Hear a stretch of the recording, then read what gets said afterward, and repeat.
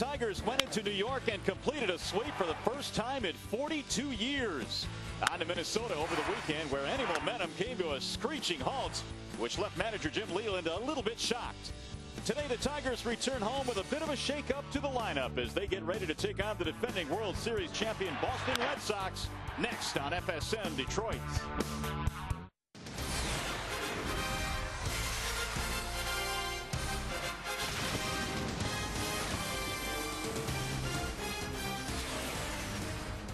Well, the three-game sweep in the hands of the Minnesota Twins over the weekend has Jim Leyland searching for some answers, and maybe we'll see some of those answers tonight. He has juggled his lineup, and just in time because the world champs are in town. We welcome you inside Comerica Park in downtown Detroit. It's an absolutely gorgeous night for baseball, and we have game one in this big four-game series between the Boston Red Sox and the Detroit Tigers. Hi again, everyone. Welcome to Tigers Baseball. Mario and Pemba, Ron Allen. We are glad to have you with us. The Tigers are back home, and it's good to be back home. And we had a really reason to believe, Ron, over the past couple of days that maybe, just maybe, we might get a shakeup on this ball club. We got to the ballpark today, and lo and behold, the Tigers make a move. Jock Jones is no longer part of the plans. Well, Jock Jones is a quality individual, but he was struggling here from an offensive standpoint. He tried to recapture his swing with Lloyd McClendon from a power standpoint, but it just was not happening. They called up Matt Joyce from AAA. He had 5 home runs, 21 runs driven in down there, batting .299. So he's going to get an opportunity to go out and play right field tonight. All right, this will affect the lineup, as will a couple of other moves. As we check out the Tigers starting lineup tonight, you see some of the highlighted guys in different spots. Gary Sheffield, look at that. He's playing in left tonight. Well, also, Carlos Guillen had been swinging the bat all season long pretty well. He's going to bat third. Gary Sheffield playing left field. Right fielder by trade, but he has enough athleticism to play left field. I think the only concern is how is he going to hold up? How's his legs going to hold up? This is like spring training for Gary. He didn't play a lot of outfield in spring. He hasn't played in the outfield during the regular season, so I think there's some concern there for Jim Leyland. Yeah, there's no doubt about it. The Tigers are not quite sure how Gary Sheffield will hold up in the outfield, but the Tigers skipper says, let's give it a shot. We're taking a chance here. We have no idea how he's going to hold up out there. But I think that you try to exercise all your options as a manager. And I certainly think that, Gary Sheffield is a big hitter for us, a good base runner and very valuable player for us. So I think that it's important to exercise all your options. No secret they're trying to get Gary Sheffield going. Vital part of this offense. He's been lobbying for the better part of a year now to get in the outfield because he just feels more of a part of what's going on. He's not the first one, Mario. There's a lot of guys that have gone to designated hitter that just can't get it done offensively. Let's hope this helps Gary get it started. Well, one guy that has gotten started is Jeremy Bonderman. He is on the mound tonight for the Detroit Tigers, and really his last start against the New York Yankees, more of what we would like to see out of Jeremy Bonderman. Well, he got off to a shaky start in New York 5 days ago. Leyland made a trip to the mound after he walked the bases loaded. After that, he started throwing the ball 93, 94, 95. He was making the New York hitters move their feet inside. He was very aggressive. He got his arm slot up. The slider had more tilt to it, and he threw quite a few change-ups to the left-handed hitters, which is a key pitch for him. And on the mound for the Boston Red Sox tonight, Daisuke Matsuzaka. He is undefeated this year, and in his last start pitched pretty well against the Tigers. You know what? He's been as good as advertised. This guy won a lot of ball games last year, but he kind of struggled in his first year stateside after being a sensational star over in Japan. But coming into his second year here, he's kind of settled in to one of the aces of this staff, along with Josh Beckett. He's 4-0 coming in. He's already beaten the Tigers once this year, and he's had some success against Detroit in the past. All right, the Tigers looking for a measure of revenge. They have the Red Sox here for 4. They dropped 2 out of 3 at Fenway Park earlier this year. We'll see if the Tigers can get it going, get the offense going, and get some wins here against the Boston Red Sox. Lo and behold, this 4-game series will be the final regular season matchup between these two teams. It's the Tigers, it's the Red Sox, and all the fun is coming up next.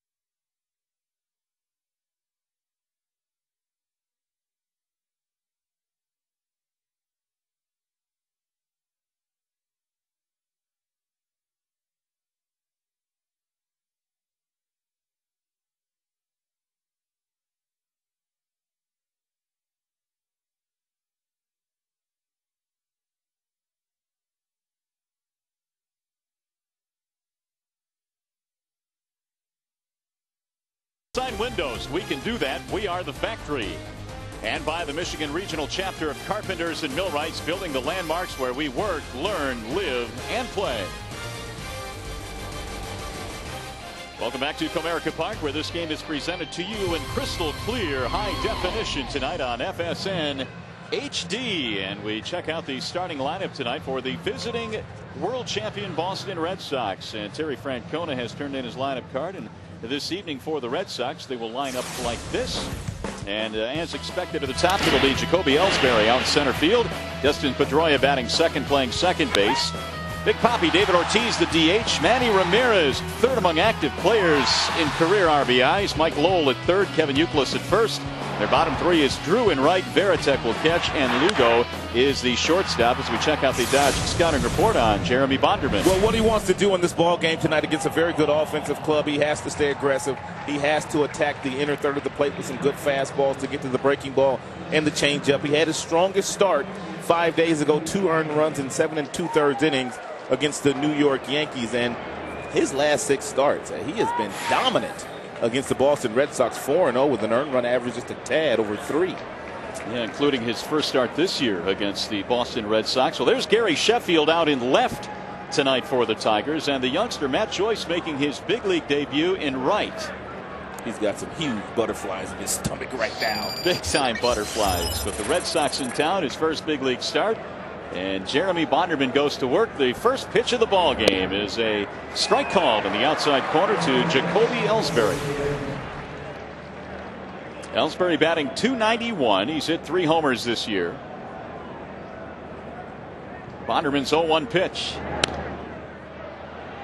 Make it 0-2 now, and the Red Sox leadoff man. Very talented young player is Ellsbury. He comes in with a .415 on base percentage. The bulk of his at-bats come against right-handed pitching. He'll walk. He can steal a base. Now, this guy is going to be a good player. Pedroia had Ortiz to follow here for the Red Sox. Here's the 0-2 pitch. That's looped toward the shortstop where Renteria will haul it in. He picked that one off the dirt for the pop-up. Well, we told you Gary Sheffield first start in left field this season. 7 games last year in interleague play. You've got Granderson in center, the youngster Matt Joyce in right, Guillen, Renteria, Polanco, Cabrera in the infield. Bonderman and Rodriguez make up the battery in the ballgame tonight. And here is Dustin Pedroia, the number 2 hitter for Boston. Well, you've been in this situation, Rod. You've been in Matt Joyce's shoes. Do you want that first fly ball to come to you as quickly as possible? Yes, you do. I mean, you have some huge butterflies in your stomach right now, obviously playing on this stage against this team for the Tigers. And you do want that first ball hit out to you so you can relax a little bit. Also, you want to take a couple of swings, preferably get your first base hit in your first at-bat.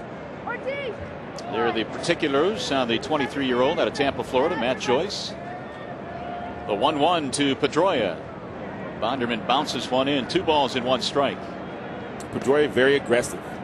Not very big in stature, but he plays like he's about 6 feet 5 inches tall. Outstanding talent. Very seldom strikes out. Puts the ball in play. Batting .314. He's hit 1 home run this year. And Bonderman moves him off the plate, running the count to 3-1. Jeremy would love to get through this first inning without any runs scoring. That has been a little bit of a bugaboo for him. He ran into the same thing in New York, but pitched through that in his last start, lasting 7 2/3. I already like the fact that he has made Pedroia move his feet on a very good firm fastball inside. Another fastball that's grounded foul. 3-2 on Pedroia. Meanwhile, waiting on deck is David Ortiz, who got off to a hideous start this year, but has since heated up a little bit like we expected he would. The Red Sox coming in with 20 victories. The Red Sox and Angels, the only 2 teams in the American League with 20 wins at this point. That's popped up. First base side. Here comes Cabrera. And there are 2 gone.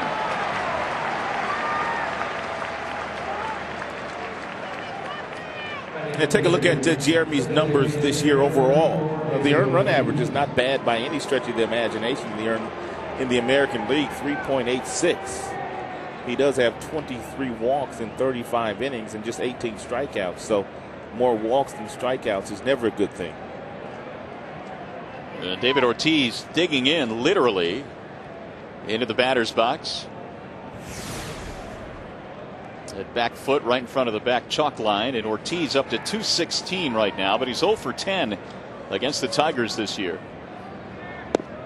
Bonderman missing low, 1-0. Yeah, they gave him fits in their only visit to Fenway Park this year. Big Papi just was not getting good swings, but he is very dangerous. He pulls this one on a broken bat to first base. Nice play by Cabrera, and Bonderman covers in plenty of time. So he sawed his bat in half, and Bonderman gets his 1-2-3 inning.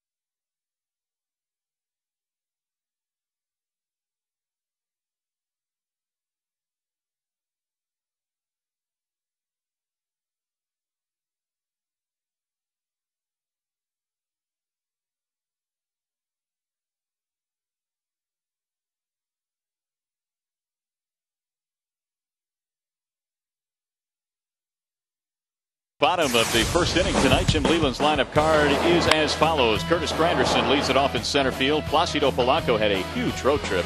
He's batting second. Carlos Guillen is hitting third tonight. Ordonez will DH. Cabrera at first. Sheffield in left. The rookie Joyce is in right. Renteria the shortstop, and Pudge Rodriguez will bat ninth and do the catching. Here's the Bell Tire scouting report on Daisuke Matsuzaka. Well, he comes in with a heavy arsenal. He's got the fastball, forkball, slider, also changing that pitch that a lot of Japanese players come to the stateside with called the shuto. Grade 8. Sox have not lost in his last 8 starts dating back to the 22nd of September, and he is not slowing down. The opponent's batting average against him this year just 164, which is good for second in the major leagues. Well, we'll see if the Tigers can do something about that mark, as Curtis Granderson leads it off, and Matsuzaka ready to go to work. Strike one on Curtis. Started heating up a little bit in the last couple of games on that road trip. He was 4 for his last 8. Pretty good numbers against the Red Sox career. 277. The hook from Matsuzaka drops in 0-2. It's a real good pitch there by Daisuke. Daisuke, 27 years old, born in Tokyo. 15-game winner last year for the Red Sox on their march to the World Championship. And that one just missed on the inside part of the plate, 1-2. 15-12 with a 4.40 ERA last season. Veteran catcher Varitek flashing signals. Varitek has those fingers all taped up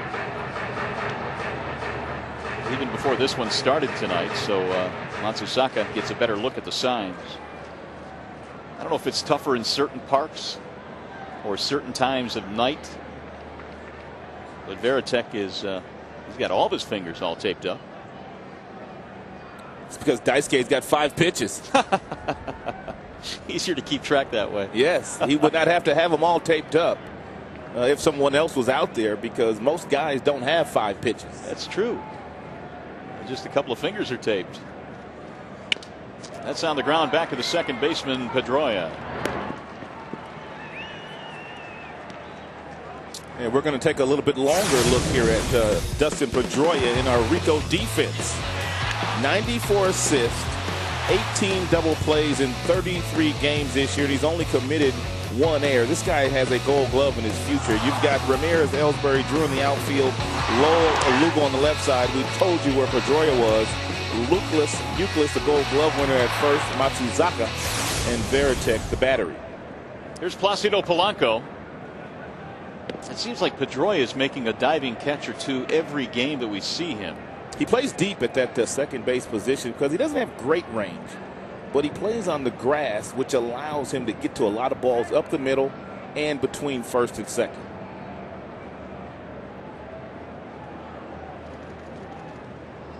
Polanco has a 6-game hitting streak. He's also hit safely in 8 of his last 9, and that's really one of the good signs on this team, that their number 2 hitter has been starting to heat it up. Obviously, the plan of attack for Daisuke against Tigers hitters tonight is not to try to overpower them. First couple of pitches to Polanco were breaking balls. He also threw Granderson a couple of breaking balls. Now, those of you that have watched Tigers baseball the first month of the season, you know they can really hit a fastball.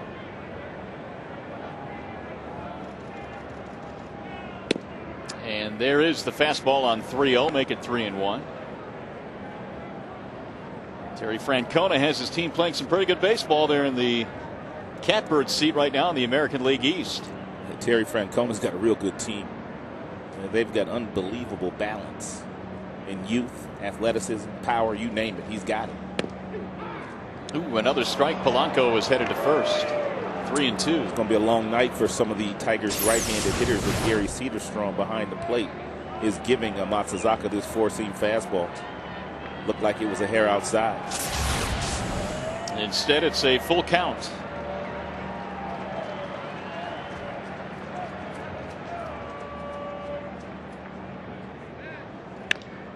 Slap to right field, sinking and caught by J.D. Drew. Well, most right fielders play Polanco very shallow and right, and a lot of those balls would drop in if Polanco was a little bigger, stronger, or another right-handed hitter would be hitting them because the right fielder wouldn't cheat as much.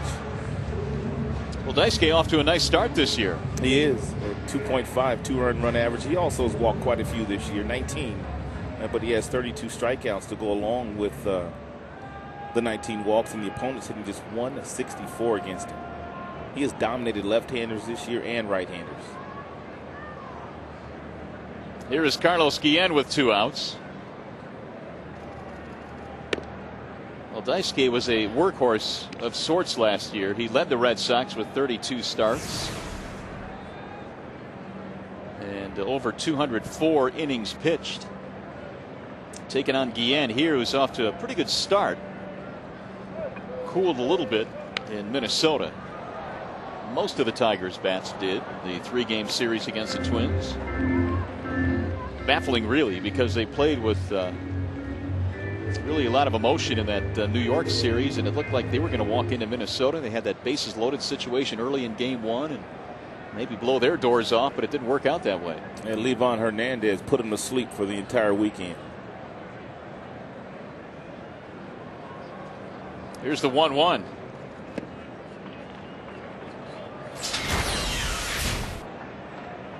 Well, a whole lot of difference from New York to Minnie, that's for sure. The average was higher in New York. They scored a ton of runs against the Yankees, only 8 against the Twins. And as a result, a 3-game sweep in New York, and they were swept at the Metrodome. Another breaking ball that drops a little bit low, and as you mentioned, he's showing that pitch a whole lot tonight. We'll see how much confidence he has in his fastball here, however. Predictable fastball count for Carlos Guillen. Should he throw one over the heart of the plate, Carlos, no doubt, will get a good swing at it.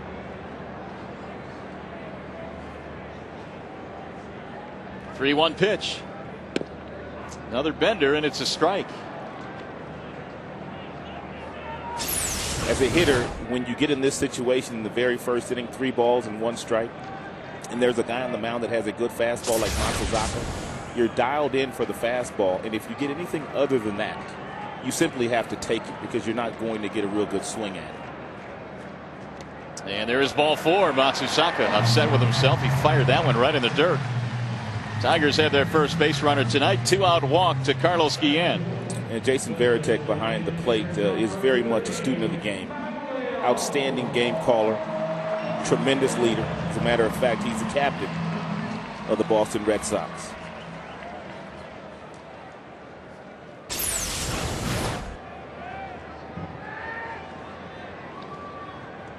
So 2-out chance now for Maglio Ordonez, who comes in batting .311. Ball up high, 1-0. Maglio has hit safely in 11 of his last 13. He is homered this year against the Red Sox. You could run on this combination of Matsuzaka and Varitek if you get yourself in a situation where you get a good jump.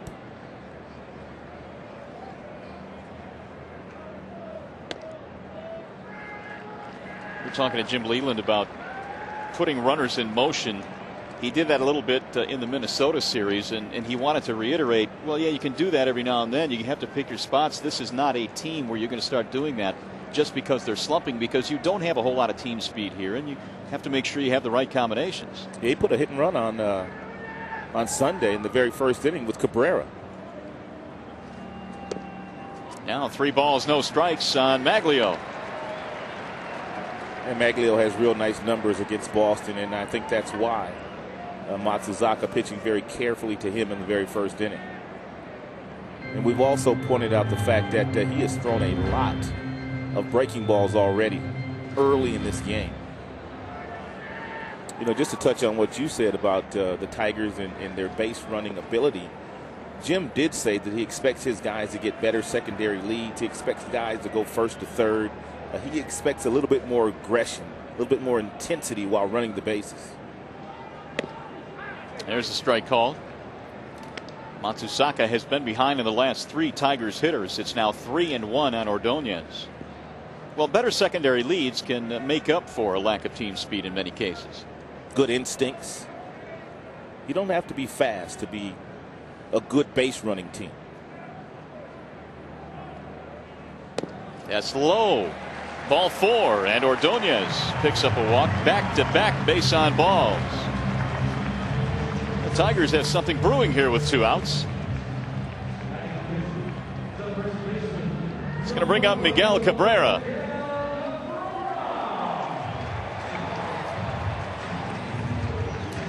Cabrera had 6 hits on the recent road trip.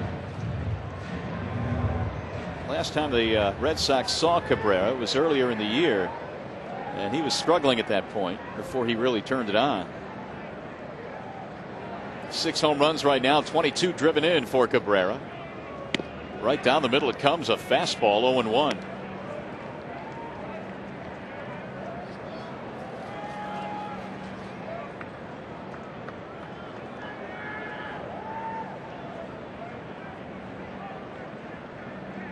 Daisuke struck out over 200 last year as a rookie for Boston.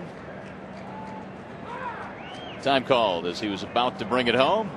The Tigers doing a very nice job of getting the pitch count up of Daisuke here in the very first inning. He's already thrown 23 of them. There's Lloyd McClendon, Tigers hitting coach. I'm sure their game plan coming in was to see just how efficient he would be in the strike zone. That's in the air and hit pretty well to right center, but playable. Coming in now is Ellsbury to make the catch, and the Tigers are done. They get a couple of walks, strand 2, and we'll go to the second. No score.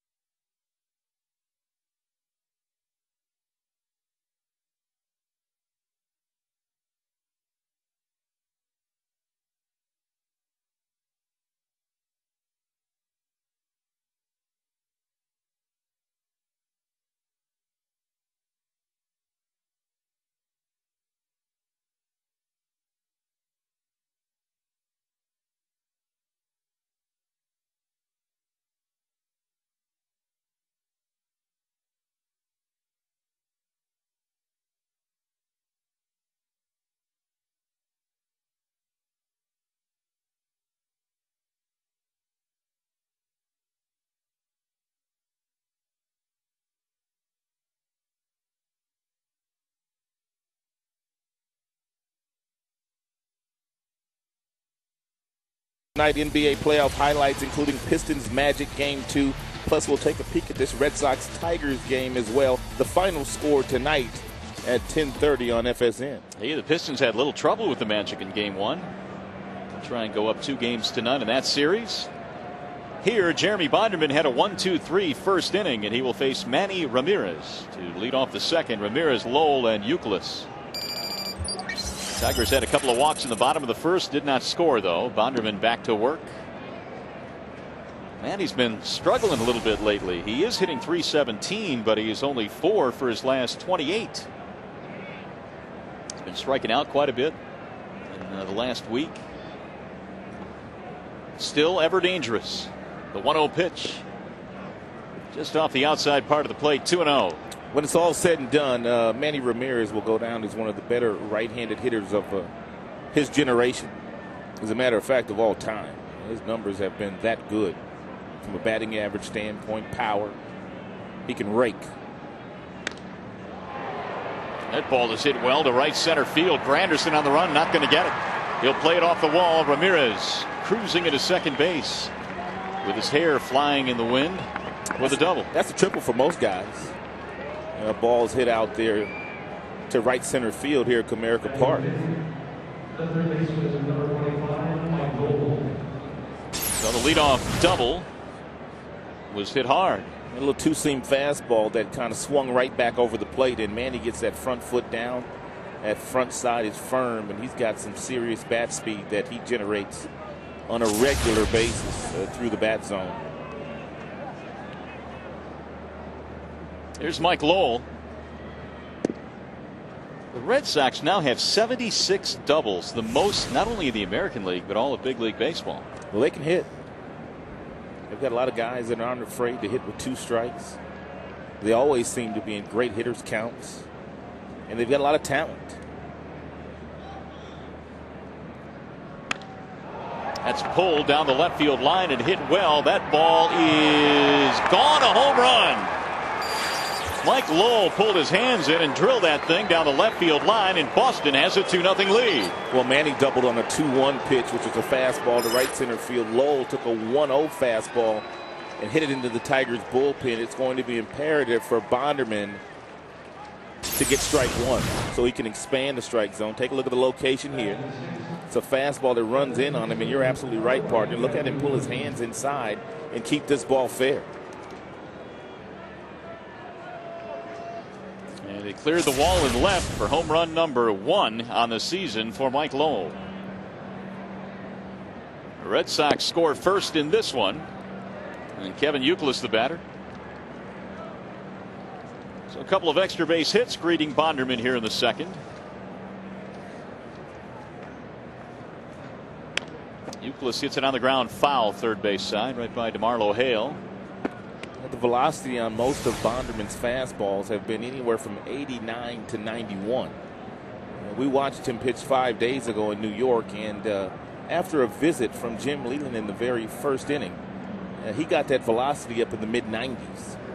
He might want to bust that four-seam fastball out a little bit here tonight. Missed outside, 1-2. Well, it turned out to be such a dominant pitch for him. And so far, Lowell able to take him deep.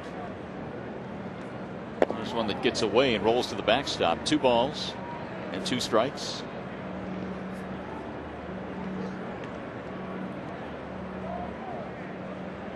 Bonderman, back on April 9th, picked up his first win of the season, winning at Boston. That was the 7-2 victory the Tigers had, and that was their only win in that 3-game series. There's a breaking ball that hits the dirt, 3-2. Seems like every time that Youkilis goes to the plate, he sees on average 4 and 5 pitches. Very patient hitter.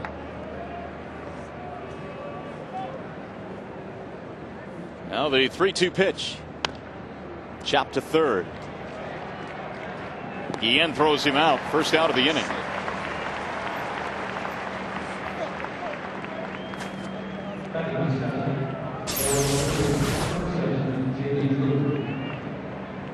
Here's that Lincoln Mercury Exmo replay in the Lowell swing.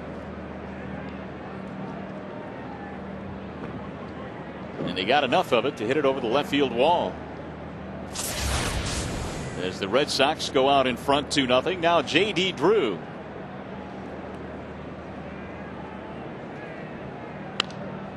Got another broken bat. It rolls all the way, the barrel that is, to Cabrera at first base.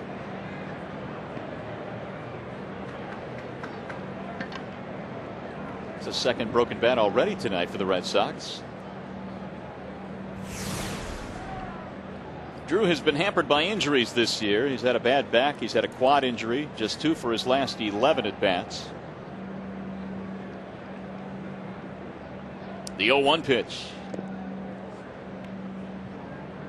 That has sort of been the book on J.D. Drew throughout his major league career. And he has been on the disabled list quite a few times. But when healthy, very good player.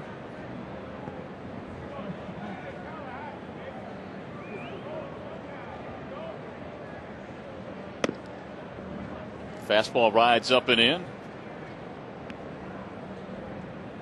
Well, he's had some good years in the big leagues, but you're right, the injury bug has really slowed him down, especially this season. And that's into center field, a base hit. He went down and got that one. It's the 3rd hit of the inning now for the Red Sox. All 3 of the hits in this inning have come in counts where they could look for fastballs. The Manny double, the Lowell home run, and now the Drew base hit. A little two-seam fastball. Pretty good movement to it, but hitters are charged up for a fastball in that situation. So 1 on and 1 out, and here is Jason Varitek. 3rd hit of the game for Boston. Varitek bats .267.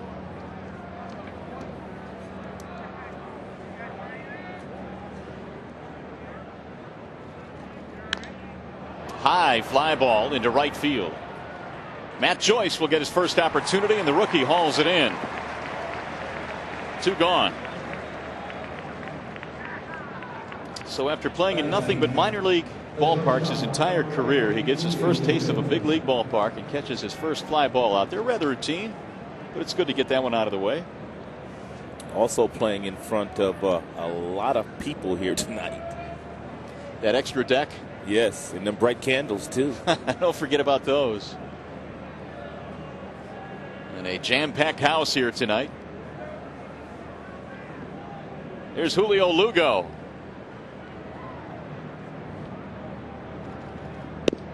Right at the knees for strike 1. And now you really don't have to throw Lugo a strike here. Lugo is very aggressive. His on-base percentage not nearly as good as some of the other guys that bat before him, so you can expand the strike zone, and every now and then he will swing and miss. Good pitch on the inside part of the plate, and his knees buckled. 0-2. Breaking ball that kind of backed up on Jeremy. You see Pudge set up outside, and the ball kind of stays on the inner third, and he gets the call.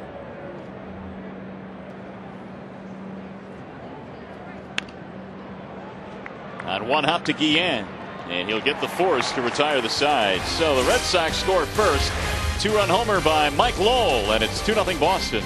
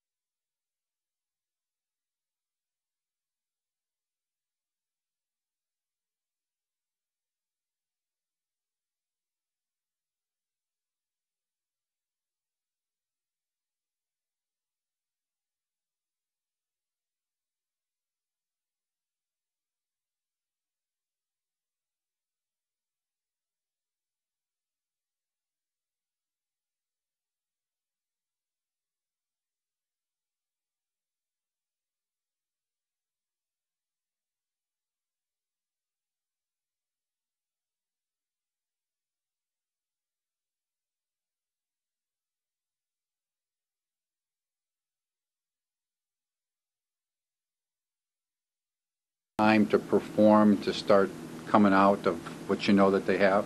And I don't have a set answer for that. I don't have anything specific. But right now it's a situation for us that we know that those numbers are out there. But I will also say that some of the young guys that we have that moved from AA to AAA have performed very well for us. So that's also a factor, that we have somebody internally that we think can help us. And yeah, we looked at that, and Jock has scuffled offensively, and just thought it was time to make a move.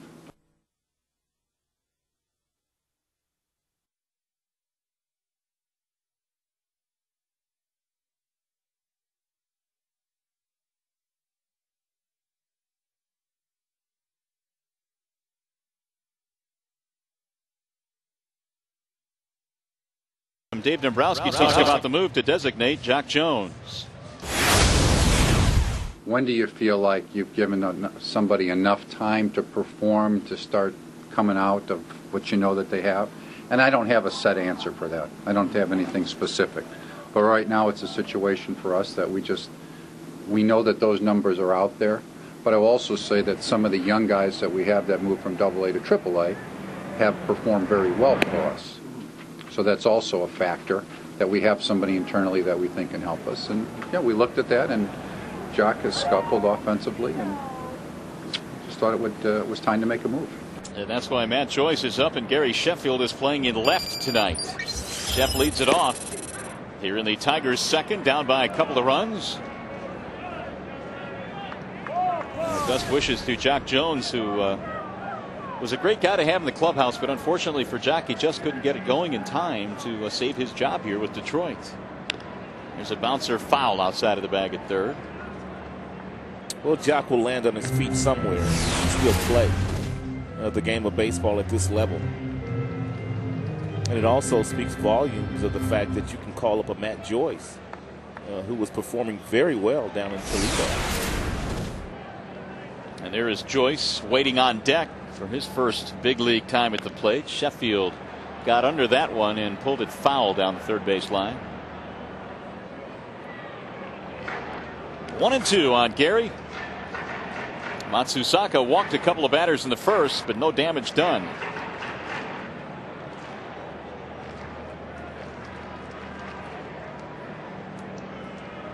Sheff batting .185, 5 hits on the road trip. Inside and high. Sheffield, addressing the media before the game, talked about being the DH and how he never really felt comfortable with it and was hoping he could play the outfield again. He is getting his chance again right now. The 2-2 in the air toward left field, and a routine play for Manny Ramirez. One gone. So Sheffield is out of there. And that's going to bring up Matt Joyce in his first big league at bat. And it'll come against Daisuke Matsuzaka.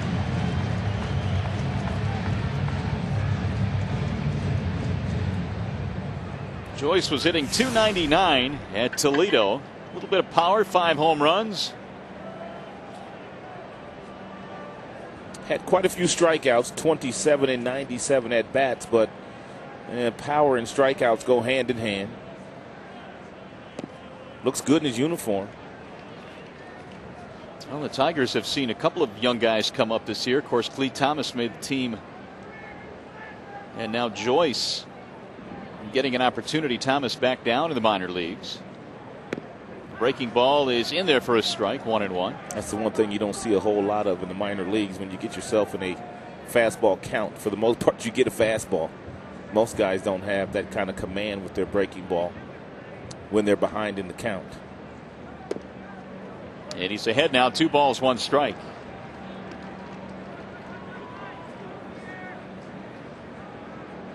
We're talking about Cleet Thomas. Since going back down, he has struggled, and many thought that had watched Joyce that he had the best chance of helping this ball club. That's why he was called up. Now it's 3-1.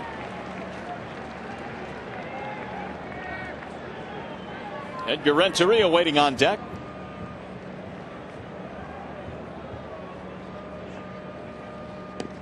And there is ball 4 in his first big league at bat. Matt Joyce has a base on balls. third for Matsuzaka. Andy Van Slyke in his ear. Told you, kid. It's not that tough up here, is it? So the Tigers have another base runner. 3 base on balls for Matsuzaka.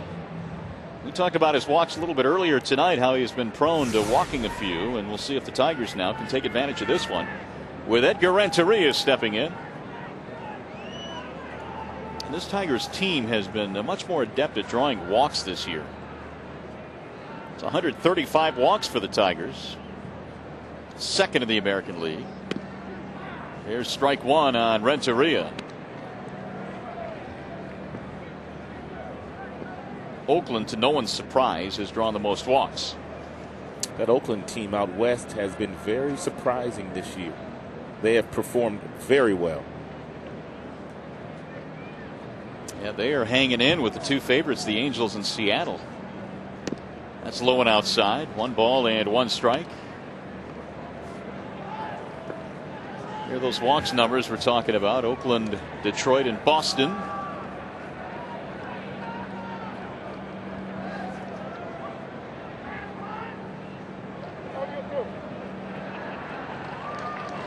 One ball, 1 strike on Renteria.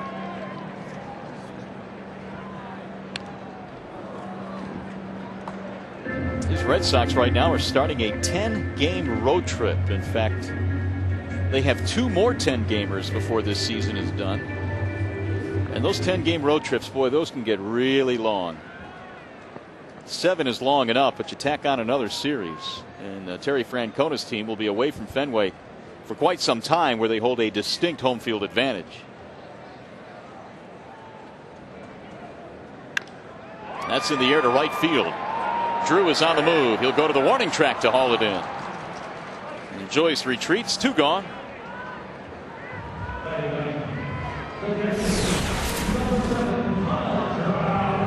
Here's some of the comparisons. When you look at Boston on the road, not nearly as good as what they're able to do at Fenway Park. Yeah, their home ballpark is a very tough place for an opposing team to go into and perform well and beat Boston. They are never out of a game at Fenway. Red Sox coming in tonight had lost 4 of their last 5 on the road. Here's Pudge with 2 outs, batting .248.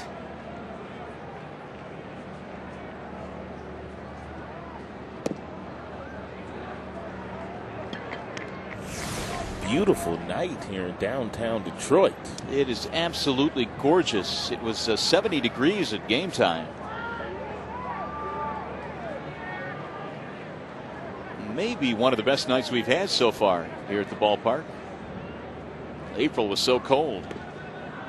Pudge holds off the breaking ball, 2-0.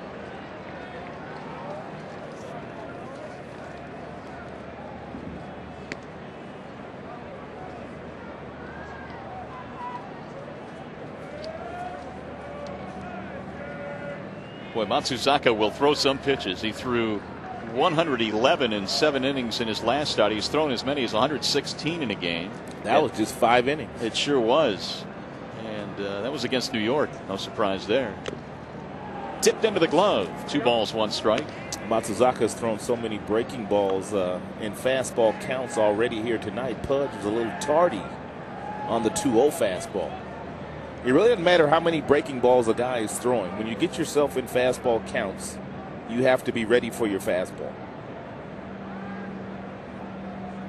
Not getting one here. That's in the air to center field. Ellsbury waiting to retire the side, so Matsuzaka issues another walk, but no damage done. 2 in the books. 2-0 Boston.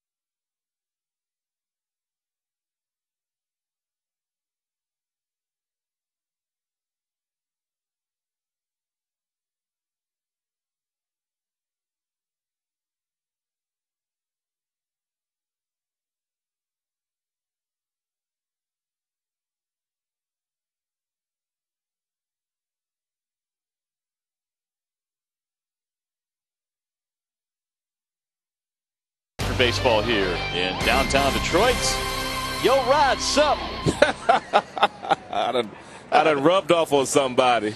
He spelled partner wrong, though, isn't it? Partner? Yeah, he sure did. He got to get it right. He got it twisted. That's awesome. Those guys were in New York, I think. That them same cats? Yep. Well, here we go. Here come the Red Sox as we go to the top of the third. They have the top of the order, Jacoby Ellsbury, and then Dustin Pedroia and David Ortiz. Ellsbury popped up, starting the ball game 0 for 1. Bonderman surrendered the 2-run homer to Mike Lowell back in the second. That is the difference here tonight. Bondo had a 1-2-3 first inning. On the ground to the right side, right at Miguel Cabrera. Bonderman covers, one gone.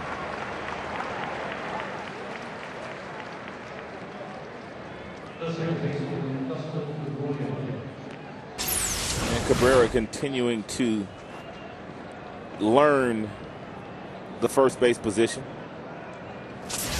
Rafael Belliard takes him out early just about every single day and works on a different part of the game.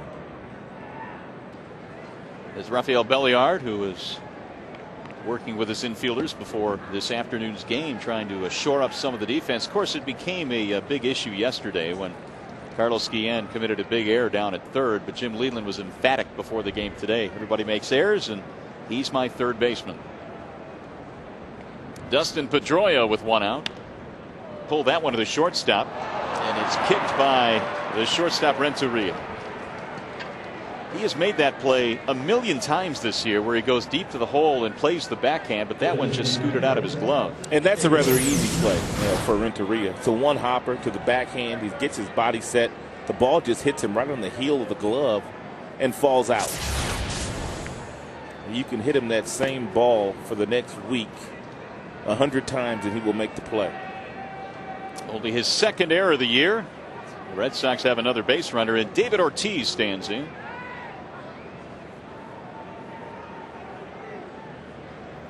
They've got the big shift on defensively for Ortiz. There's a few guys in the American League that they employ this type of shift on. Ortiz is one. Jason Giambi is one. And Big Jim Thome, the other. So on a ground ball to Polanco here, I would assume that Guillen would cover second base. Exactly. Instead of the shortstop Renteria, who was around the other side of the bag. There's Guillen, the third baseman, playing a normal shortstop position.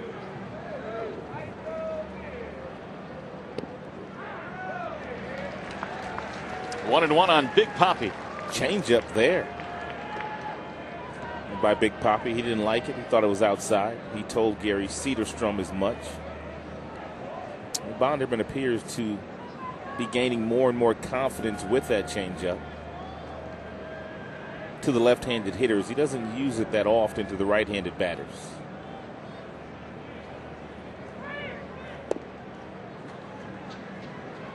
If you can get Big Papi to hit the ball on the ground, of course it has to be from shortstop over.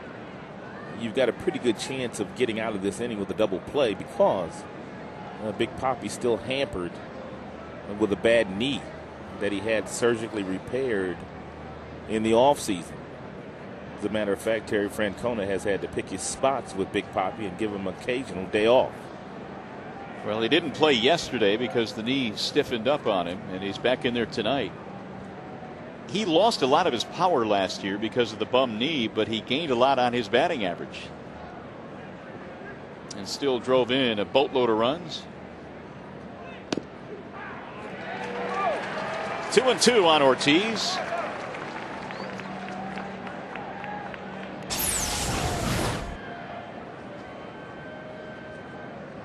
Pretty nice swing back fastball there by Jeremy with real good location.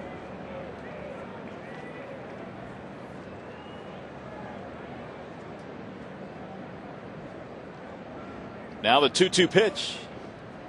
Good block by Pudge. That saved the runner from moving up, especially Pedroia, who can run. And now the count is 3 balls, 2 strikes. Luis Alicea is the first base coach for the Boston Red Sox.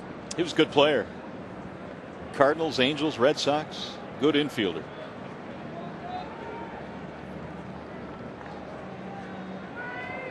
Full count on David Ortiz. 1 on, 1 out. And the runner goes. Popped in the air. Shallow center field for Granderson. 2 outs.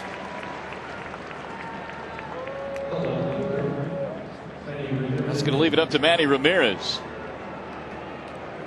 Manny had a double to start things off in the second and then scored on the home run by Lowell.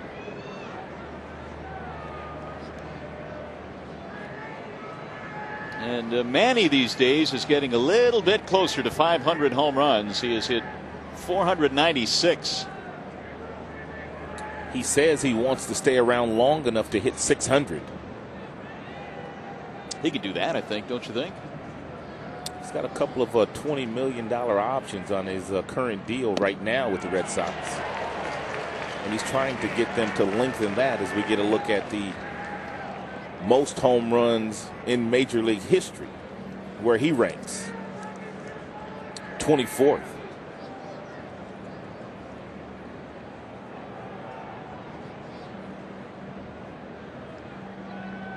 Oh, 0-1 on Manny. 23 RBIs this year.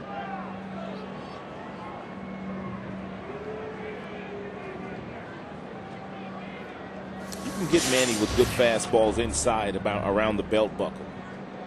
But they've got to be firm, and you cannot allow them to leak back over the heart of the plate. That is one of the few pitches that he doesn't really handle all that well. He clobbers breaking balls.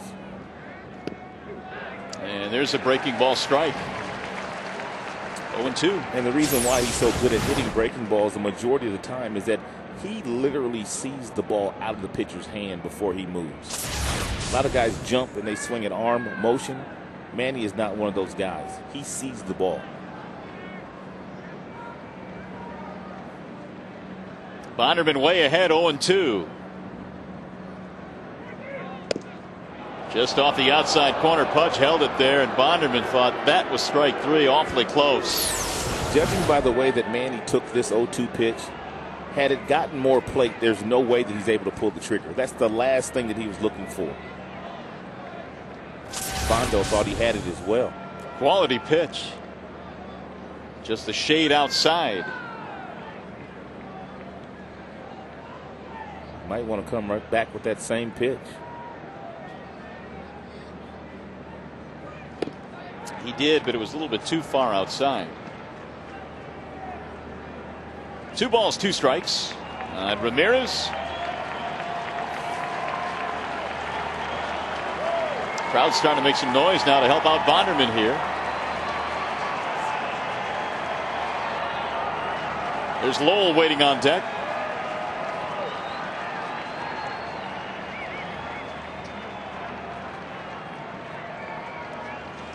And the 2-2. Now it's 3 balls and 2 strikes. Manny has put the count in his favor.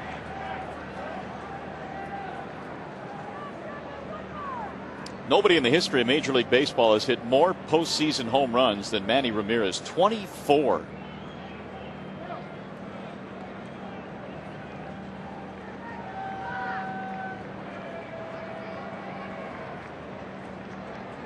That's more than Reggie.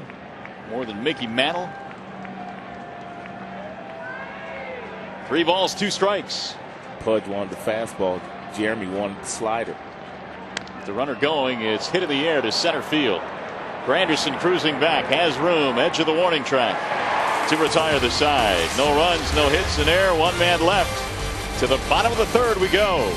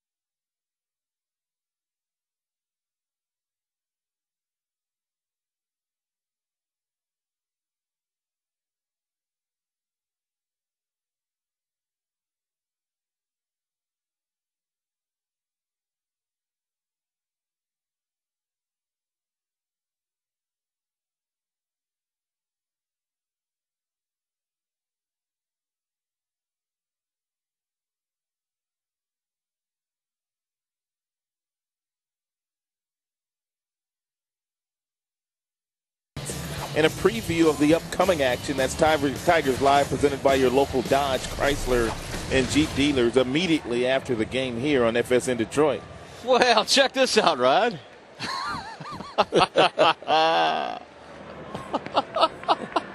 The Mario Brothers, huh? Oh, boy. Well, they're getting they very creative already. Yeah, they are. It's only the month of May. It's still only springtime. Yeah, weather must be warming up. Curtis Granderson leads it off in the bottom of the third. It'll be Granderson, Polanco, and Guillen. Daisuke has walked 3 batters already in this game, 2 in the first, 1 in the second. Grandy 0 for 1 in this one. Leland was talking about the shakeup he has made in his lineup with Sheffield going down to 6th. He said the one thing I will not do to this lineup is change my 1 and 2. Granderson will be at the top. Polanco will be in the 2 spot as Granderson takes a walk. And they have been so good together at 1 and 2. He doesn't want to mess with that. And that is the 4th walk now for Daisuke. There was a lot of people out there speculating all day long, I guess, since yesterday when Leland made the announcement that there would be a major shakeup. A lot of people thought that Granderson would be part of that, moving down to the middle of the batting order. He has 5 home runs this year, the majority of them solo shots. But if you move Granderson down, the question is, who would you bat leadoff? And there aren't really too many candidates. I guess Polanco would be one, but he's so valuable in that 2 spot. I guess Renteria would be another, but nearly not as capable of Granderson. They're not the total package. And Curtis stole 26 bases last year in 27 attempts. Leland feels he has one of the best 1-2 punches at the top of the lineup in all of baseball. They put him on the move here. Strike called. Polanco 1-1. 4 walks already for Daisuke. His season high is 6.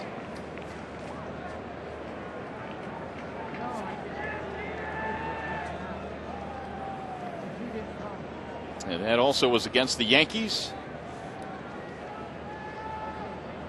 Here's the 1-1. 1-2 on Placido. Lined sharply his first time up to the right fielder. Daisuke in this game has been, I guess you could say, effectively wild. And he has thrown more balls than strikes.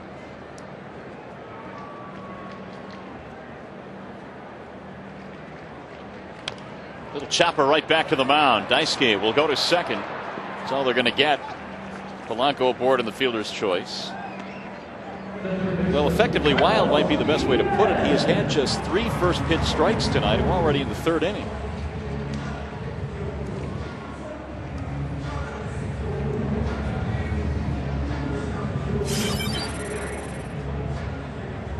Total of 51 pitches, 26 balls, 25 strikes.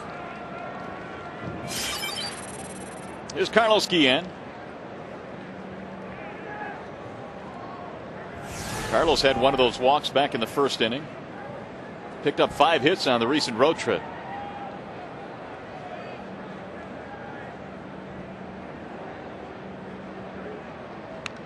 Fouled straight back, 0-1.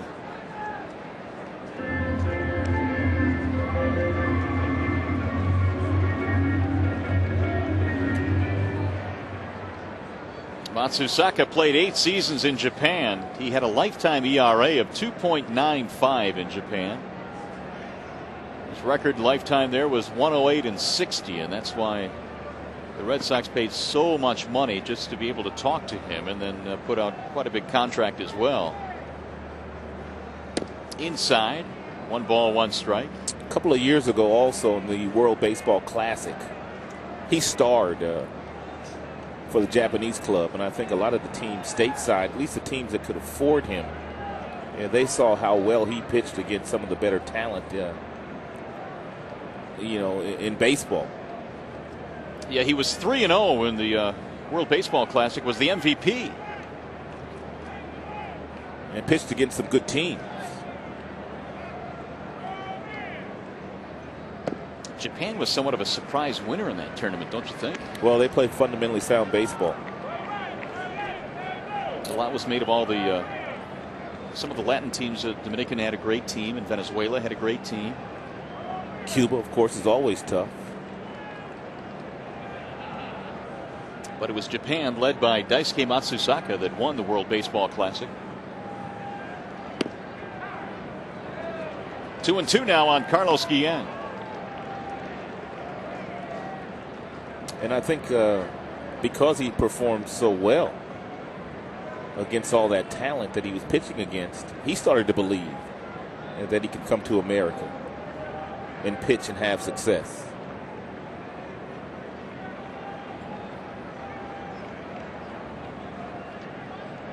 Here's the 2-2. Fouled away by Carlos. Well, the one thing that separated the Red Sox from a lot of the other teams in the playoffs, certainly when they rolled past Colorado in the World Series, was their pitching. And really not just the rotation, but their bullpen as well. And it's nice to be able to roll out the names that they can. And they have some youngsters as well that are very highly regarded. Buchholz, Lester.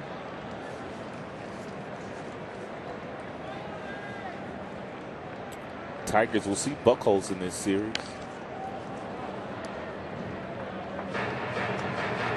He's pitching on Wednesday against Galarraga.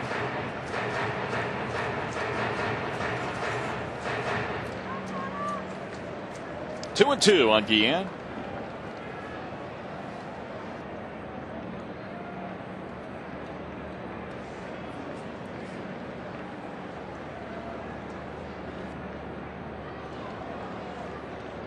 Here's the 2-2, and it's pulled foul again.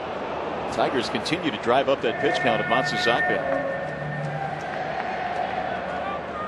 Guillen has put a pretty good battle together here in the third. And between the two starters, we've had already 105 pitches thrown.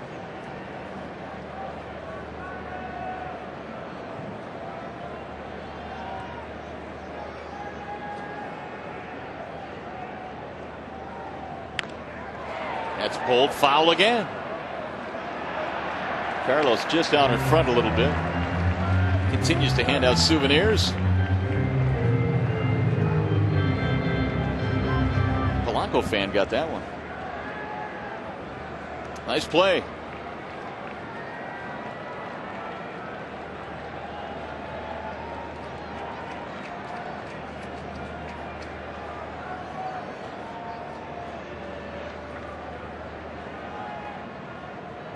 Inside, and now the count runs full at 3 balls and 2 strikes. So what does Jim Leyland do with the runner here? Well, he may as well put him in motion. And I know you got Magro on the on-deck circle, who has done a very nice job against Boston pitching, but you may as well put a few guys in motion here. See if you can take advantage of maybe their infield moving a little early, and you can find a seam and get Polanco over the third. Let's see if he goes. Carlos steps out. Obviously, when you make a decision like this, if you do put Polanco in motion, you're banking on Carlos Guillen making contact.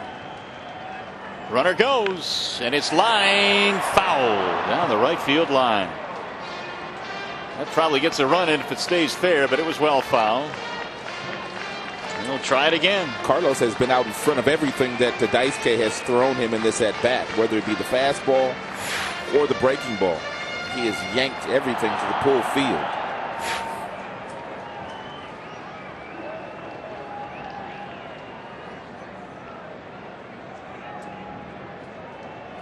Pitch at bat. Maybe more. The way this is going. Runner goes again. And it's fouled away again. This is where pitchers, this is frustration zone right here for pitchers, because Matsuzaka just can't put Guillen away. Rubs up a new baseball. This also bodes well for the on-deck hitter. because obviously Matsuzaka getting a little tired out there. And every now and then we will see a pitcher make a mistake to not this hitter, but the next hitter, because he has thrown so many pitches. There's another foul back of the screen. Polanco's going to need some oxygen. As he walks back to first base, he keeps his eye on Gene Lamont. See if they'll start the runner again. I assume they will. Meanwhile, Guillen's battle with Matsuzaka continues.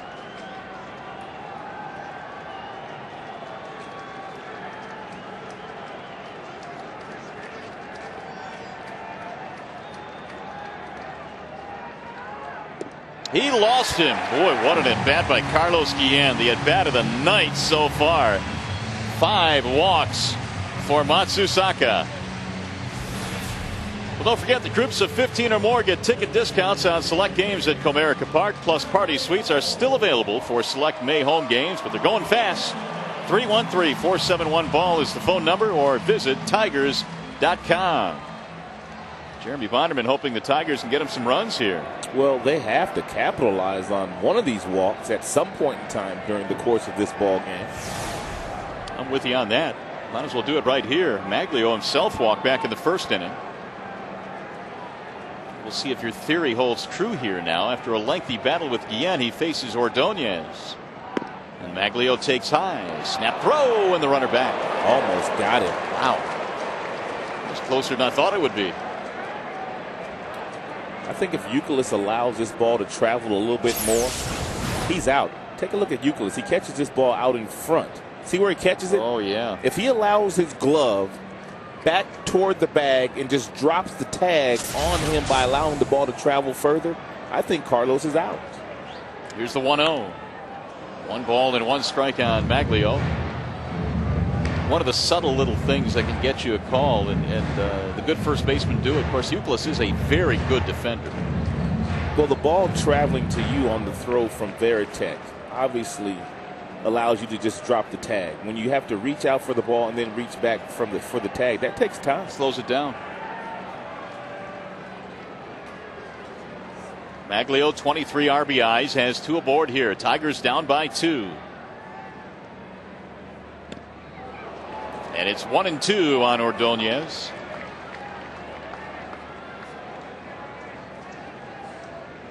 Well, you would think that Daisuke can only continue to play with fire for so long. His last 2 starts, he had only 4 walks. But in this start, he has 5. It is just the 3rd inning, and he's already thrown 67 pitches.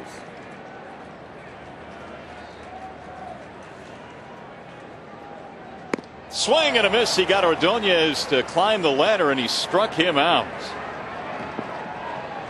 It's the first strikeout for either pitcher in this game, and a big one for Daisuke. Veritek is so good at that. Once his pitchers has gotten ahead of the opposing hitters, he likes to call for the elevated fastball. And a lot of times as a hitter, it's just so tough to lay off of it.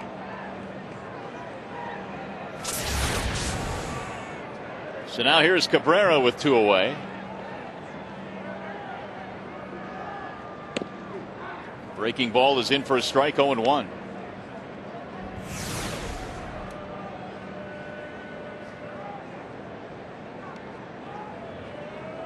It has been a long half inning for Matsuzaka. He has walked a couple. He had that lengthy battle with Guillen. Just wonder how full his gas tank is right now after this long 3rd.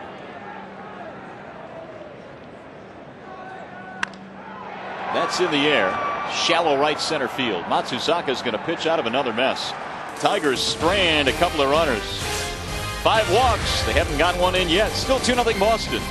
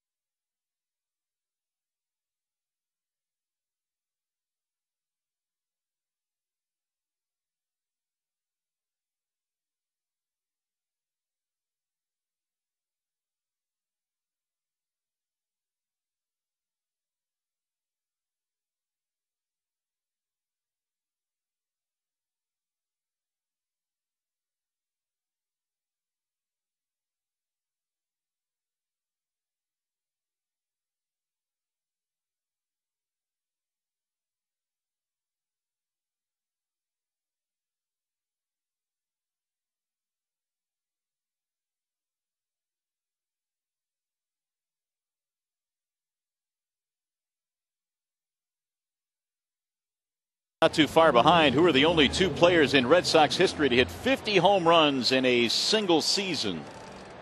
There have only been two of them.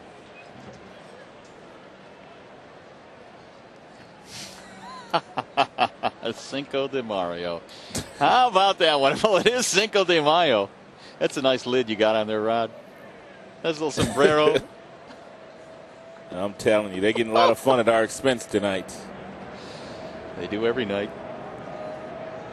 Well, here we go in the fourth inning with Mike Lowell leading it off. It'll be Lowell, then Youkilis, and J.D. Drew. Well, no shortage of opportunities for the Tigers tonight. 5 walks for Matsuzaka. He hasn't given up a hit yet, but he's thrown 70 pitches already. Lowell takes a bender that's in for a strike, 1-1. Lowell had an injury problem that kept him out. In fact, he suffered that injury when the Tigers last played the Red Sox in Boston. Sprained his left thumb. That kept him on the disabled list. Was recently reactivated.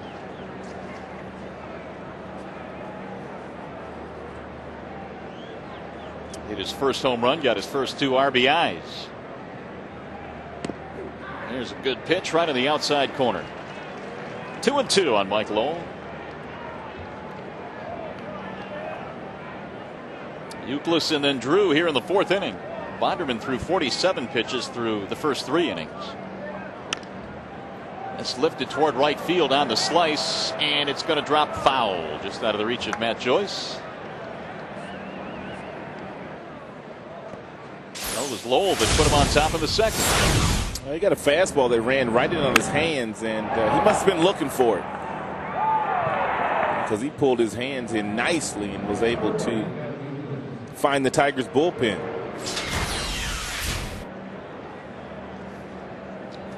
2-2.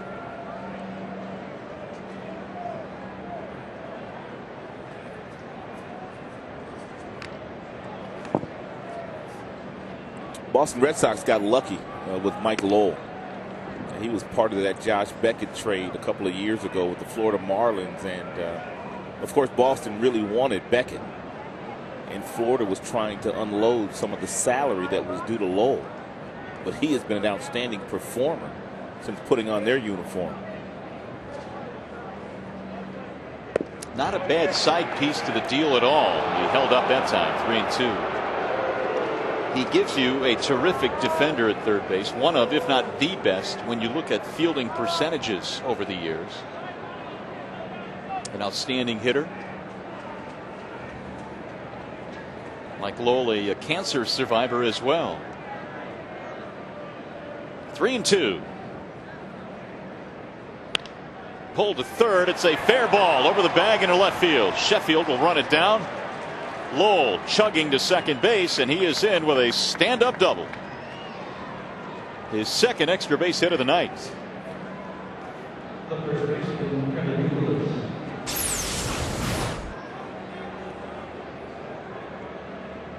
Pretty much the same pitch that he hit out of the ballpark. All this one was a little bit lower. Jeremy was able to get a ground ball, but Carlos playing off the line there, not able to knock it down. Didn't really get close to it. What a shot there.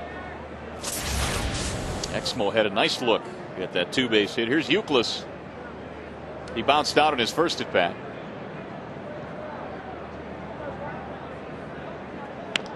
It's this one on the ground, foul, third base side.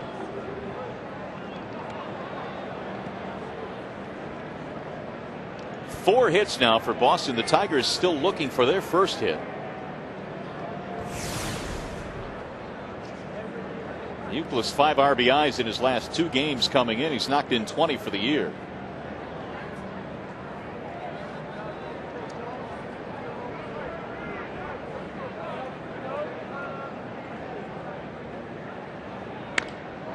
That thing is hit high toward left field and way back, and that ball is gone. It's a long home run for Kevin Youkilis, a bomb to left, and it's 4-0 Boston. Well, Youkilis just a smart hitter. With a runner on second base and nobody out, most of the time the pitcher thinks you're trying to hit something to the right side of the infield. Euclid knew that Bonderman was going to come back inside once again, and he got the little two-seam fastball and crushed it. He made Comerica Park look small. Really small. And most guys would not be looking to do that in that situation. Again, nobody out, runner on second base. Most hitters are trying to hit the ball the other way. Try and set up another run. Instead, he got 2 in. J.D. Drew the batter. So Euclid and Lowell have gone deep. 4-0 Boston. Red Sox have been rolling, and they come into the Motor City and put up 4 big ones early. Strike called right at the knees of Drew. Boston swept a 3-game series from Tampa over the weekend, finishing their recent homestand at 5-1.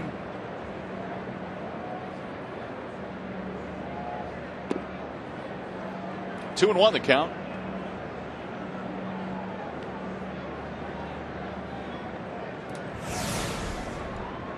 J.D. Drew had a base hit back in the second. Did not score. Out in front of the off-speed pitch. 2 balls, 2 strikes.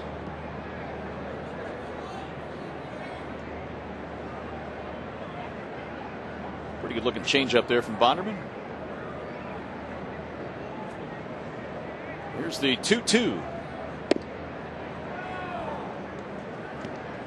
Full count.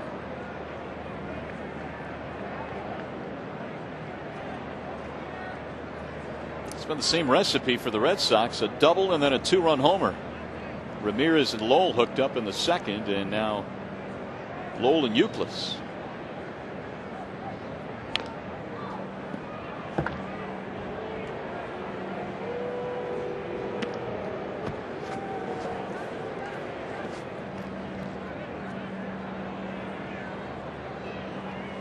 J.D. Drew had that big grand slam in Game 6 of the ALCS against the Cleveland Indians.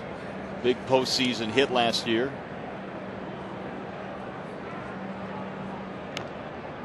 It held Bonderman out there as he fouls it off. 3-2 the count stays.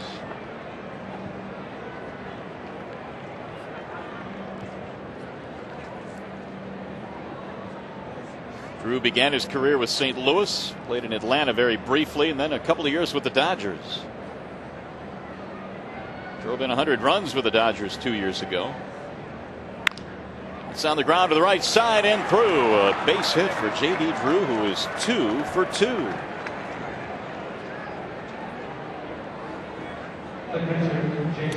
Hey fans, each Friday take a look around the major leagues with the Baseball Report. It covers every team all season long with highlights, interviews, and analysis you won't get anywhere else. The Baseball Report Friday at 6 here on FSN. Well, it's 4-0 Boston. They've had 3 consecutive hits here in the 4th. Euclid a 2-run shot off Bonderman, who's given up a pair of 2-run homers tonight.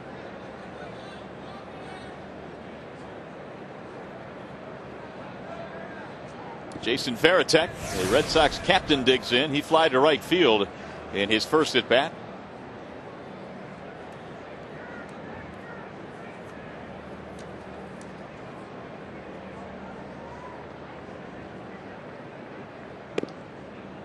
Varitek, with each passing year, begins to put up more and more numbers, impressive numbers, as the catcher for the Boston Red Sox. 148 home runs as a catcher, and only Carlton Fisk has more in the history of the Red Sox from that position. 157. Yeah, very important member of their ball club. Look no further than the C on his chest. It stands for captain.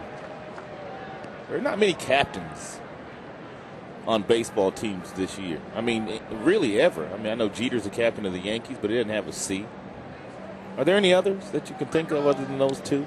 Well, there are guys that are considered, I think, captains of their teams, but I don't think they've formally been named or they wear the C. Those two come to mind, but beyond that, well, you're right. There aren't too many. I think Mike Sweeney did. Good one, yeah, he was. Last year with the Kansas City Royals.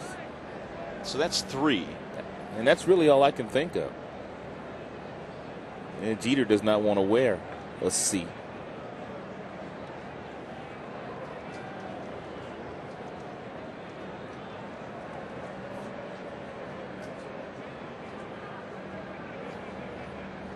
Bonderman not pitching with that same kind of energy, though, that he did 5 days ago.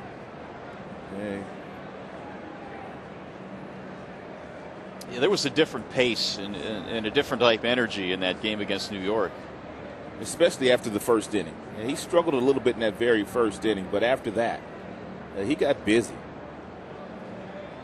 He was aggressive with his fastball. He was attacking the strike zone. Diving stop by Renteria. What a play by the shortstop. He took a base hit away from Jason Varitek. It's a heck of a play.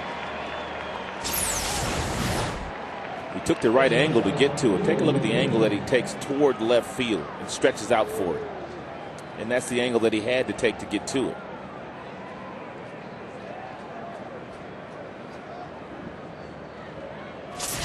Well, I think part of getting back to what you were talking about is the fact that this Red Sox team, more than any other team, I think, has a way of slowing the pace down against the opposing pitcher. They step out of the box a lot. We talked about the fact that they take their walks and they foul off a lot of pitches. And that seems to slow things down. As Lugo cuts and misses. And there's Lugo stepping out now. He'll adjust the batting gloves. There aren't too many guys in this lineup that just stay in the box. Well, apparently, in the rules of Major League Baseball, as a hitter, you're supposed to keep 1 foot in the batter's box after each pitch. That's what the rules say. Like he's doing right now. 1 foot in, 1 foot out until the next pitch is thrown.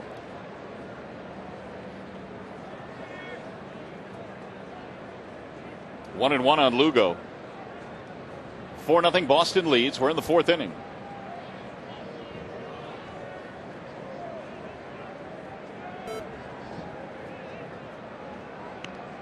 Pops up a bunt.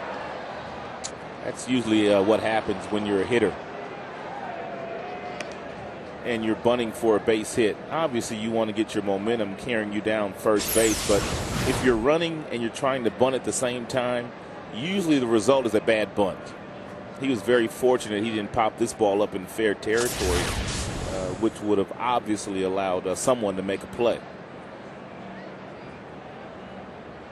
You also saw the bat head from that last replay kind of drop.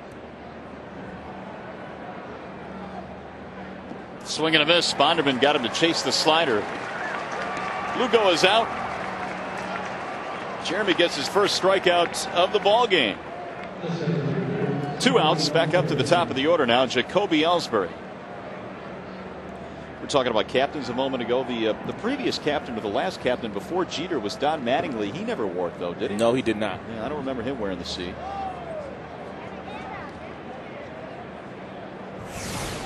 Here's Ellsbury, who is 0 for 2.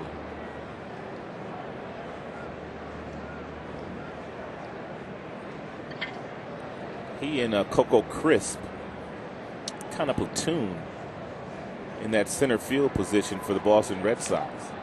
Ellsbury gets most of the reps against right-handed pitching, and Coco the other way around.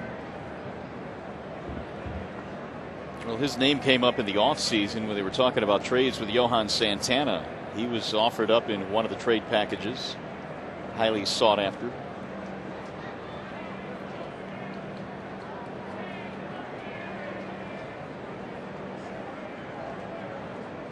Oh and 1 on Jacoby Ellsbury.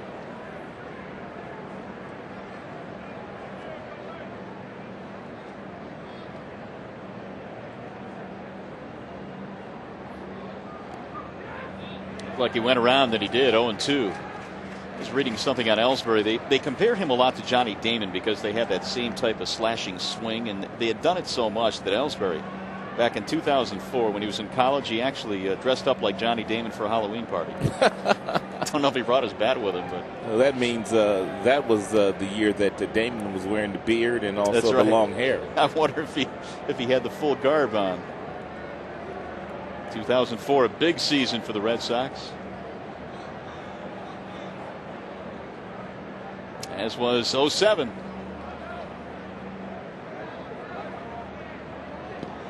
This one will get away from Pudge, but he keeps it in front of him to save the base runner at first base.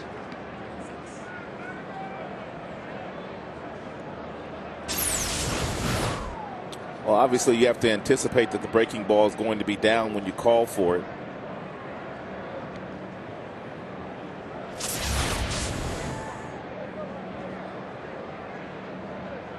One and two on Ellsbury.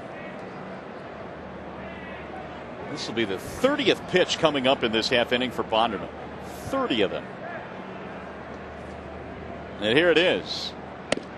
Got him. Strike three. So they will settle for the 2 runs, courtesy of Kevin Youkilis. 2-run shot makes it 4-0 Boston.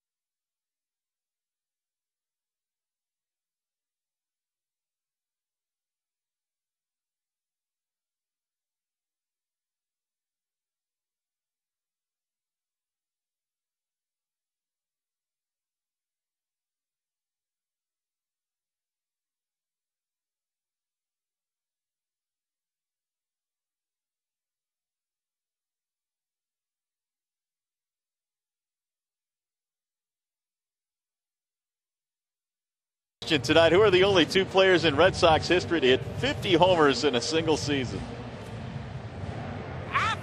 And the Duck says David Ortiz, and then you got to go back to Jimmy Fox in 1938. That's some big company right there for Big Papi.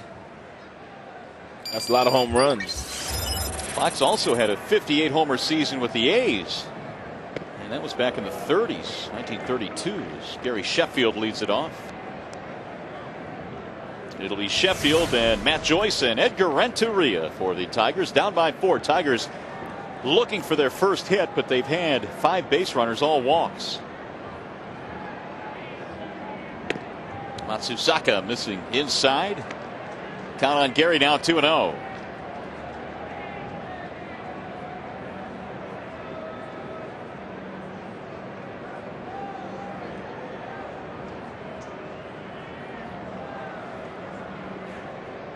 Way high, 3 balls and no strikes.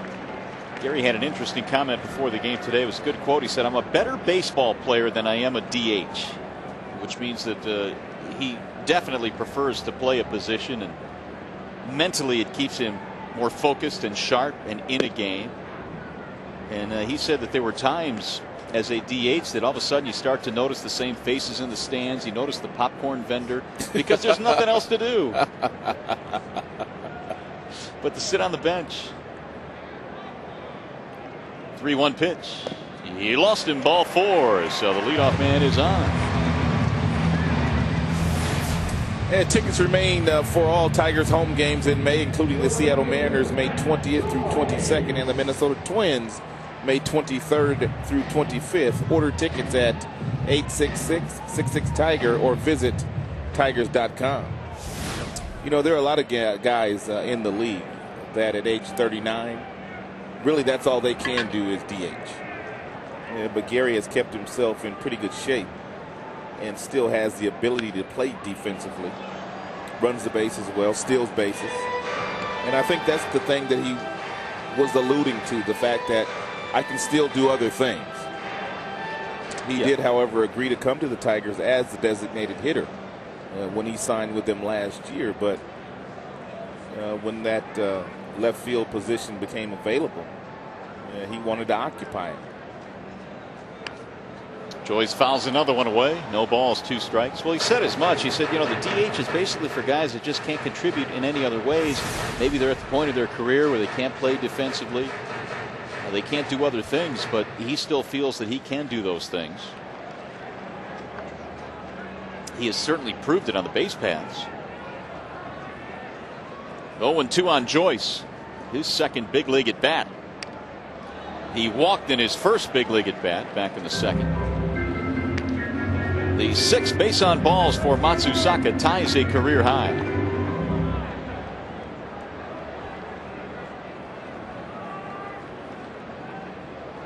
He had 70 pitches thrown through the first 3 innings tonight.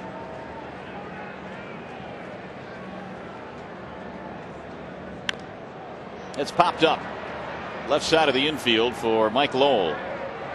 You know, we're kind of seeing with this Tigers team that Leland was talking about before the game. And we're not a speed team, and we're not going to steal a lot of bases. And we don't go first to third that often.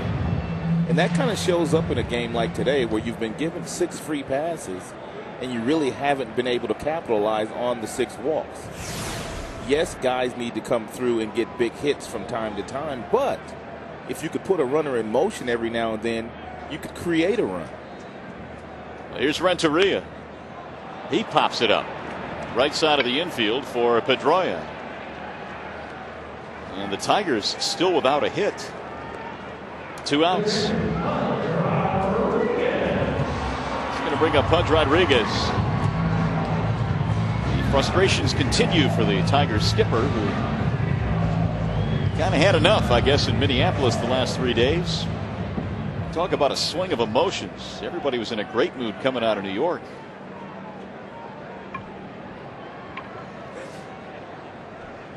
Pudge fly to center field back in the second.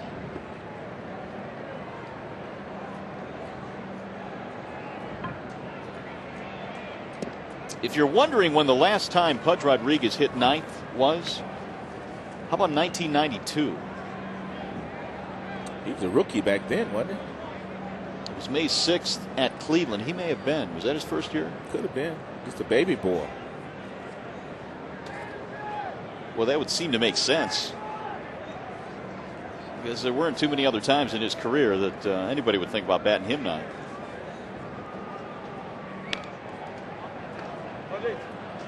I thought it was a long time ago that Gary Sheffield batted 6th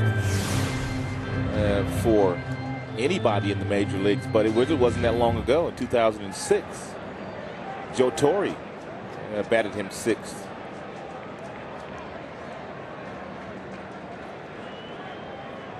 Pudge's rookie year was 91. 91? Yeah. 1 ball, 1 strike. Now 2-1.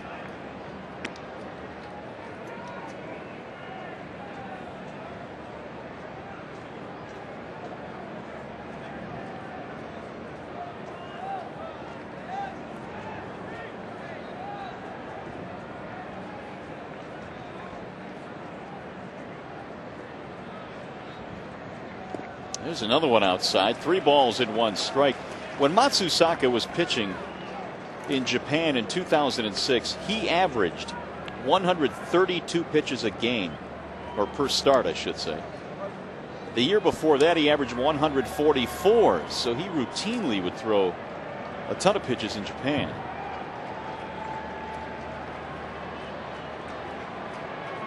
you wonder at one point in his career where stuff like that will catch up to him. The 3-1. Make it 3-2 on Pudge. In Japan, the season is only 130 games.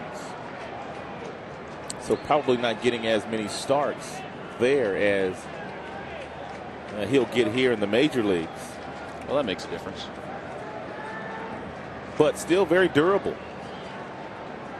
And Japanese pitchers throw a lot. They throw just about every day, as a matter of fact, in Japan. Runner going on 3-2, and there's another walk. That one just missed. 7 walks for Matsuzaka. Career high. When was the last time you saw a pitcher walk 7 guys in a game and the pitching coach hadn't made a visit out yet? I don't know. John Farrell has not come out of the dugout yet. 7 in the first 4 innings. And not seen the pitching coach. That is bizarre. It's just kind of the norm, I suppose, for the Red Sox. There's John. Pitched briefly for the Tigers. Second-year pitching coach for the Boston Red Sox. Curtis Granderson looking for the first Tigers hit. He has a walk and a ground out. He's going to get it right here. Tigers need a base hit. They need a run. They're down 4-0.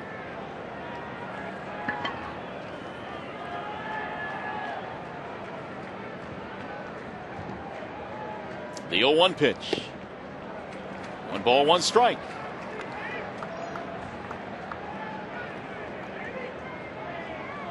Two walks in the first, 1 in the second, 2 in the third, and 2 here in the fourth.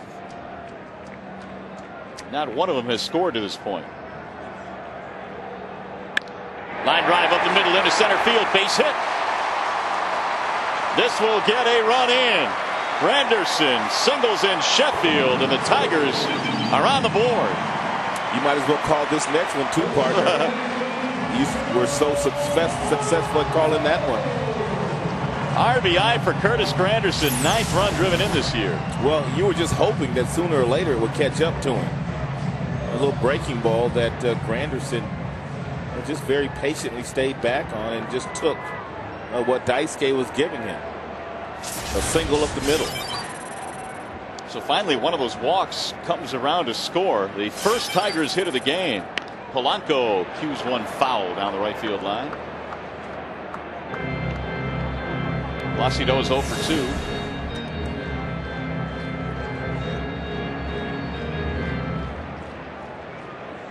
Tying run at the plate. Polanco had that 2-homer game in New York, but that certainly is not the norm in his game. He popped it up. He climbed the ladder again with a fastball, and he got Polanco to hit it straight up. Side retired. Tigers get on the board, though, with their first hit. RBI single by Granderson.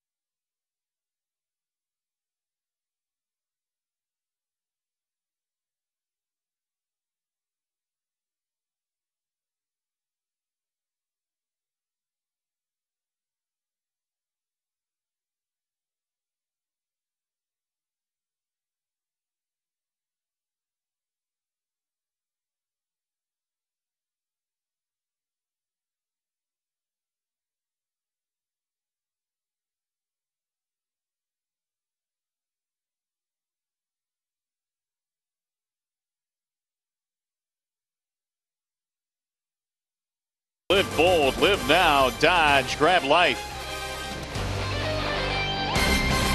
Back here at Comerica Park in downtown Detroit, Michigan. Glad to have you with us tonight. Mario and Pemba, Rod Allen for the opener in this series. Mark Isofano is our producer tonight, and Brian Moss is our director. Tigers finally got a base hit, driving in a run. It belongs to Granderson. The hit does, and it's 4-1 Boston. That young man hoping for some better things in the coming innings. The Tigers have not been able to do a whole lot. Meanwhile, Red Sox have gotten to Bonderman for a pair of 2-run homers. Dustin Pedroia takes a strike, 0-1.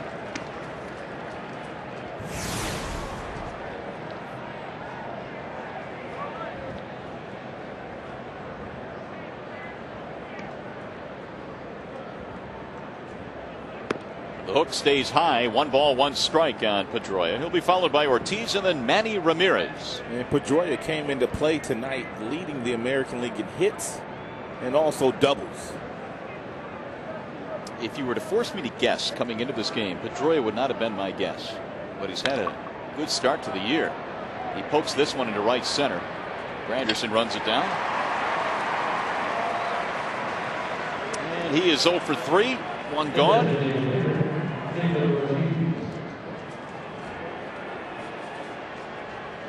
There's David Ortiz.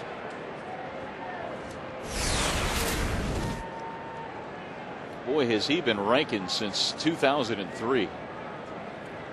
Now here's a guy that has adapted real well to being a designated hitter.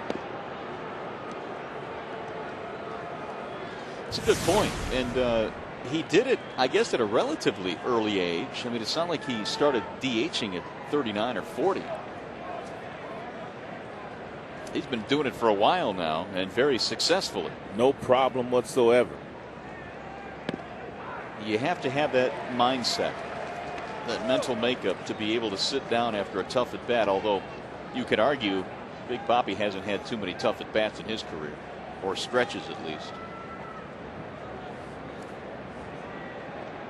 He's only 32 years old.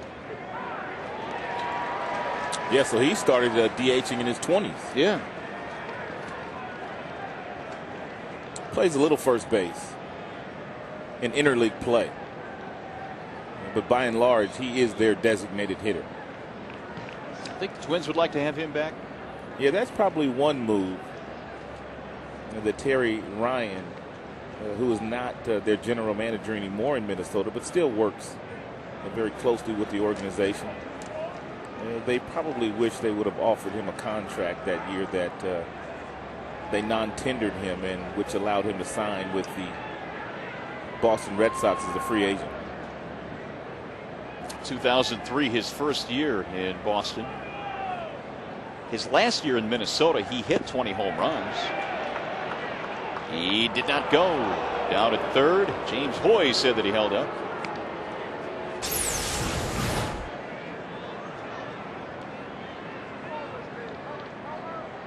It's about as far as you can go and not have it called a strike.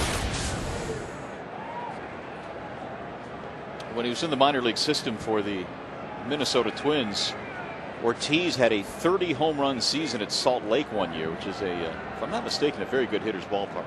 So his power was never in question. No, that he hit 18 one year in the big leagues, 20 his final year with Minnesota.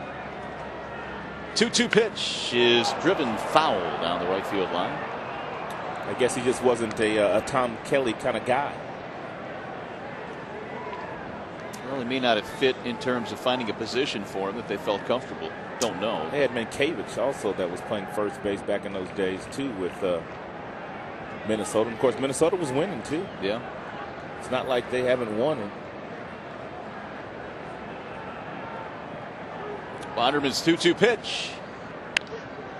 Lifted toward left field, slicing. That ball is a foul ball. Ortiz thought he had himself a double. That was awfully close. Well, that's how you hit 300. Of course, Ortiz not hitting 300 right now, but even though the Tigers employ the type of shift in the infield that they employ on him, every now and then he will flip something the other way. Whoa, inches.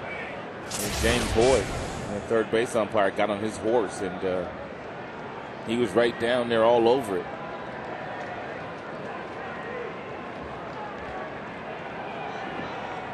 Ortiz 0 for 2 tonight. Fly to center fielder Curtis Granderson in his last at bat. Bonderman trying to put him away here. The 2-2 pitch. Fouled off again. You brought it up earlier. That's what the Boston Red Sox team does very well. Even if you get ahead of them 2 strikes, they really can foul off some good pitchers' pitches until they get something that they like. And most of the times they don't miss it. Ramirez on deck.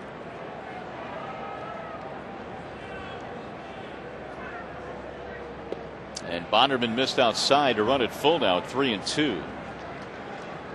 Ortiz came into this one hitting just $135 on the road this year. He really has struggled away from Fenway Park. 0 for 2 here tonight.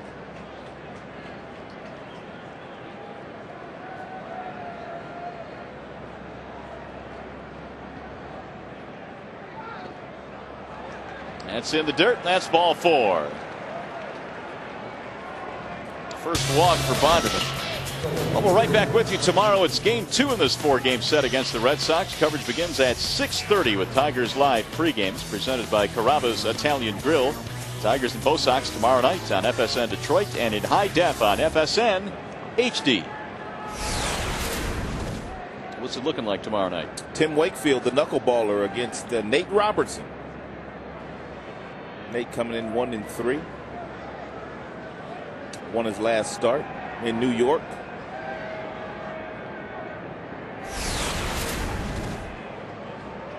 Well, here's Manny Ramirez. Bonderman has 2 strikeouts and 1 walk in this game. He's also given up a pair of 2-run shots. Busted him inside with a fastball, 1-0. Manny 1 for 2. His double set up the first 2-run shot. Mike Lowell homered back in the second.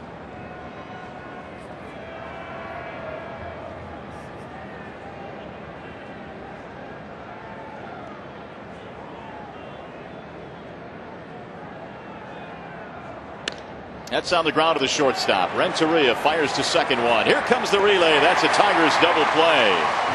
6-4-3. Taylor made. We'll go to the bottom of the 5th. 4-1 Boston.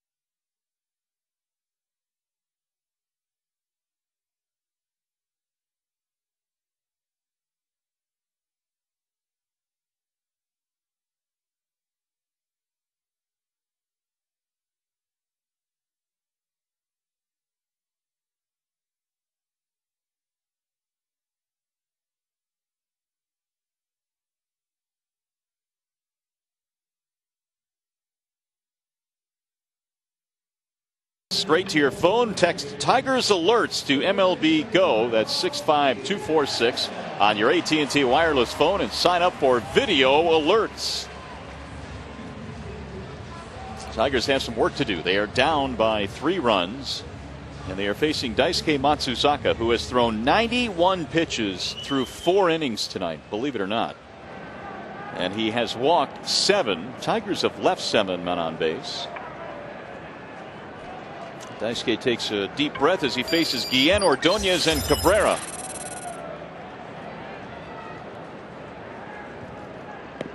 Shortens to bunt, takes a breaking ball strike, 0-1. That has been his game plan all night.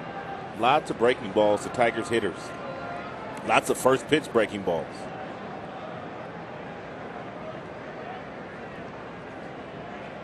And maybe that's why he's walked so many. Yeah, I was just about to say that. He's fallen behind a lot of people.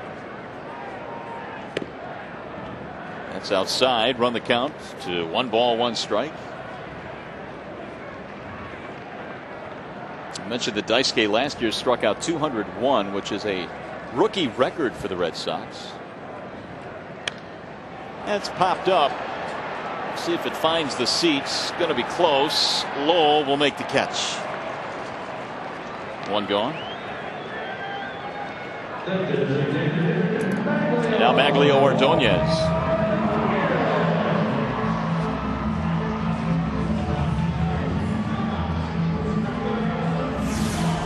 Ironically, Daisuke last year was much better at home. He was 8-4 at Fenway Park and 7-8 on the road.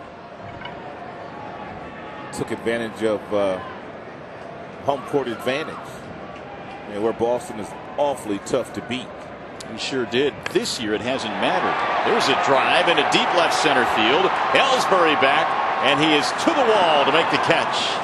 Maglio went up there and sat on the first pitch breaking ball. He got the pitch that he was looking for, but he didn't pull it enough. Well, here's the Firestone leaderboard concerning Mr. Matsuzaka. Opponents' average major league leaders. Only Cliff Lee has a better opponent's batting average against, or a lower, I should say, at 151. Daisuke second at 164. That's all opponents are hitting against him. And the Tigers have done nothing to tarnish that tonight. They have only 1 hit. How about Daisuke pitching from the stretch with nobody on base? I guess that's an indication that he is struggling in his windup tonight with the 7 base on balls. Good pickup. Yeah, the 7 walks through 4 innings. Hoping to find better control. Actually, Brian Moss, our director in the truck. Ah, really? Pointed that out to me tonight. We couldn't do it without him. It's nice of you to hand out the credit. Oh, why wouldn't a guy? But that is a great point, though. I mean, this guy's pitching out of the stretch with nobody on. You don't see starters do that. Really at all. I mean, relievers come in, obviously, and they pitch from the stretch with nobody on. But not your starting pitchers. Checked it. Looked like he went, and he did. Field and Culbreth provides the bad news. And Cabrera is jawing at him, and Culbreth threw his arms up and said, "You swung."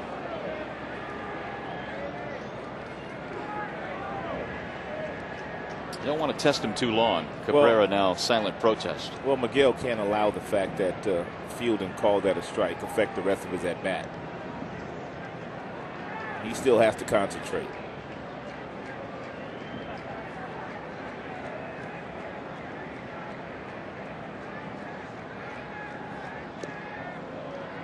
Two and two.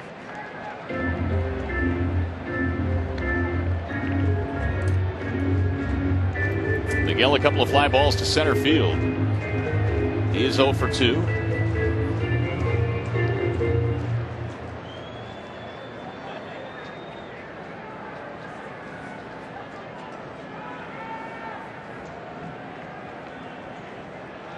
Here comes the 100th pitch for Matsuzaka. And it's fouled away.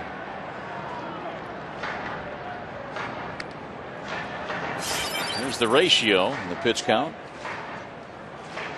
And as you can see, not all that good. Of course, he had that one big battle earlier in the game. It was an 11 pitch at bat, something like that, for Guillen. Yes.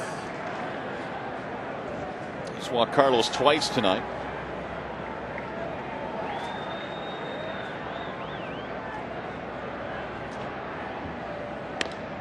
In the the air toward the gap in left center field. That ball is down. Base hit for Cabrera. Takes the turn. Thought about it, but he'll back up to first base. It is a 2-out single for Miguel. Ellsbury in center has a lot of speed. That's a double with most guys out there. But he is very fast and gets to the ball in a hurry. Doesn't have a very strong arm, but he charges the ball very well when there's runners in scoring position and gets rid of it rather quickly, which makes up for the lack of arm strength. So here is Sheffield, who walked and scored the only Tigers run back in the fourth. And while we talk about all the walks that Sheffield has picked up this year, he leads the team in that category. There's no question they want his bat to get going. He is paid to drive in runs. He has been able to contribute in other ways. 18 walks now for Sheffield. 2 balls, no strikes. He is oftentimes, if not most times, ahead in the count at some point in every at bat.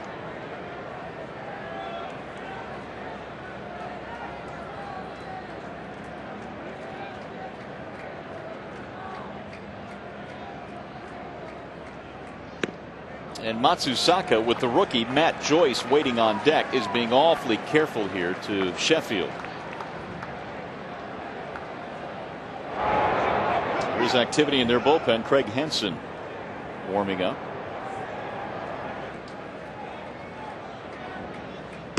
There's ball 4, so Sheffield takes another walk, his second of the game. Joyce hit 5 home runs in Toledo. Maybe he'll run into one. I could go for that. How about 8 walks now for Daisuke? Oh, John Farrell gonna go out and see him. Finally. It took 8 base on balls. I better go out and say something.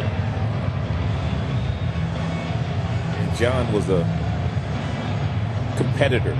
I played with him a couple of years in the Cleveland Indians minor league system.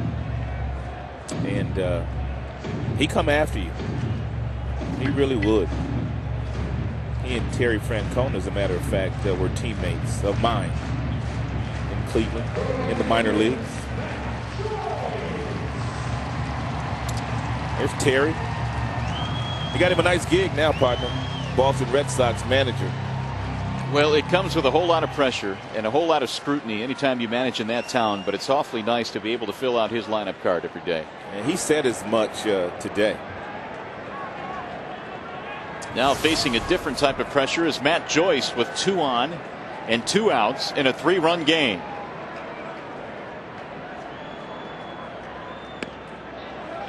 One ball, no strikes. 8 walks for Matsuzaka. So far, only one of them has come around to score.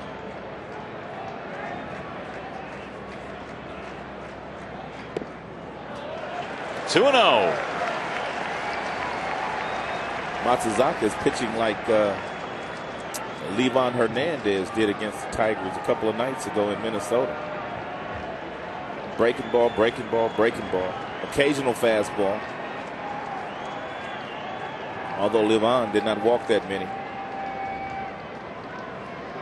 So if you're Joyce here, are you looking fastball? You have to. You might just get it.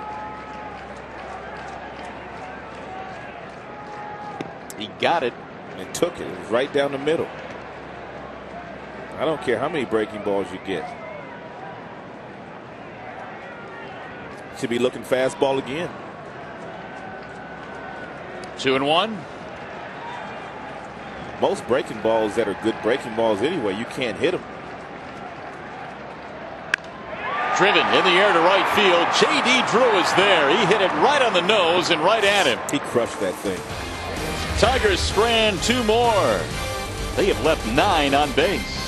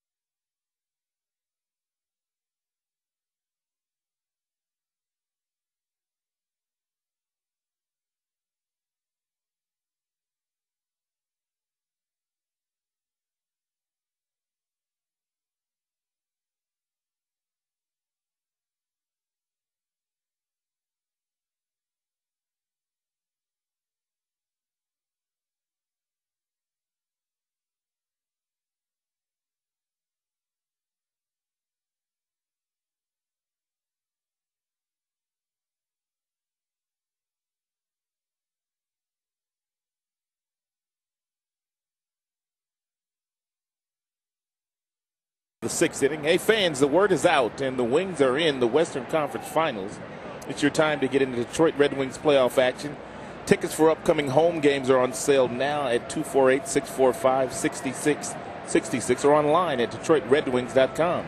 Are you in? Back in the conference finals, the Wings will take on the Dallas Stars. A 4-overtime winner last night. They'll be nice and tired. Here's Mike Lowell to lead it off. 4 overtime. That's like the equivalent of 2 games, isn't it? Pretty much.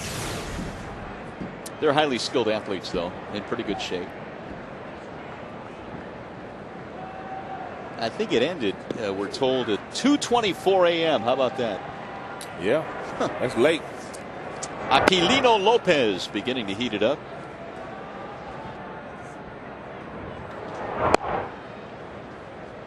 Here's the 1-1.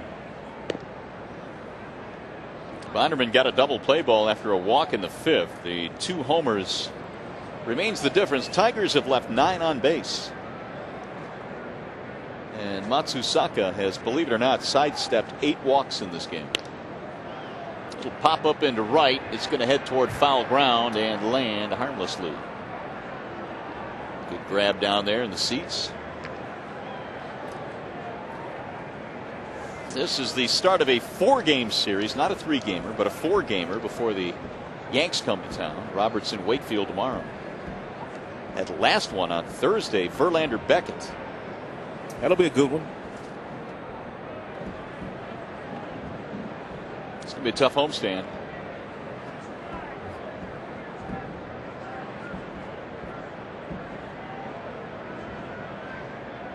Two and two on Lowell. Now 3 balls, 2 strikes. Well, here's that calendar.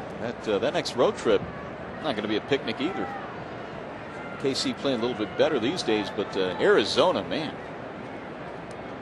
they're good. With all that pitching they have. They do. There's another broken bat. Little pop-up, shallow right. And it gets by a diving Matt Joyce, but it's backed up by Granderson. He laid out for that one, but couldn't quite get there. He's playing Lowell pretty deep in right field.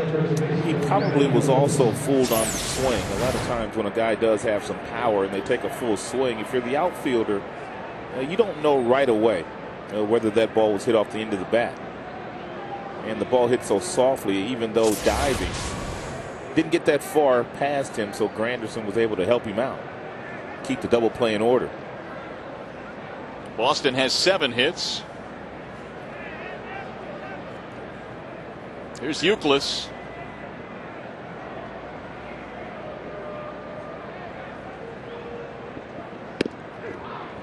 Strike 1. Well, let's see. Lowell now has a single, double, and a homer. A triple would give him the cycle. Comerica Park yields a lot of triples every year.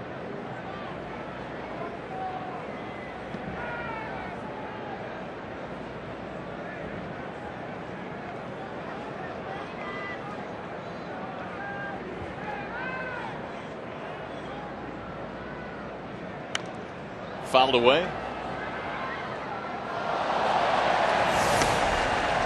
No balls, 2 strikes on Kevin Euclid, who signed a 3-year contract in February.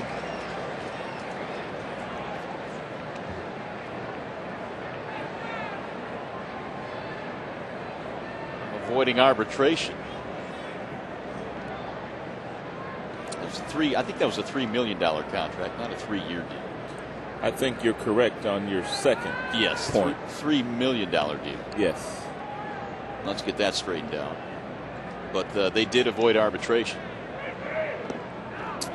Theo Epstein, who is the general manager for the Boston Red Sox, along with David Dabrowski, since they have been general managers, neither has had a player go to arbitration. So it's impressive. They like to get it done.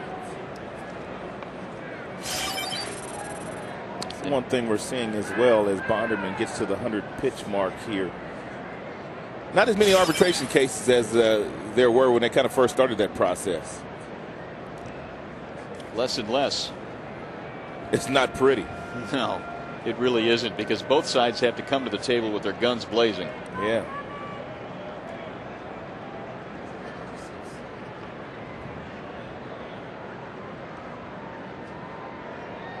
Now the 1-2.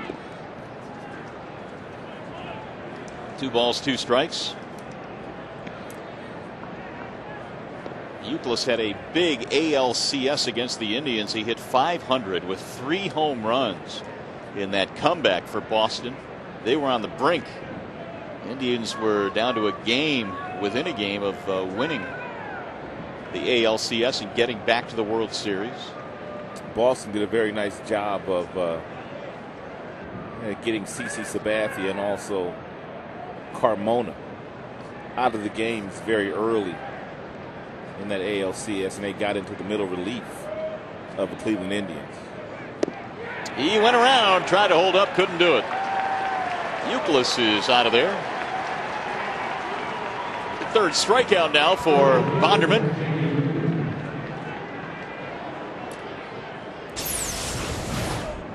And not a whole lot you can do with this pitch.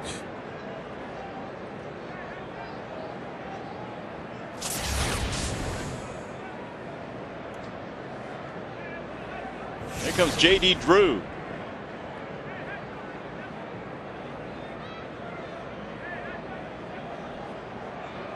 Drew's had a couple of hits, both singles. 2 of the 7 for Boston tonight. Both of these starting pitchers have thrown a ton of pitches. We mentioned Bonderman has gone over 100 here in the 6th inning. Daisuke at 109 through 5 innings.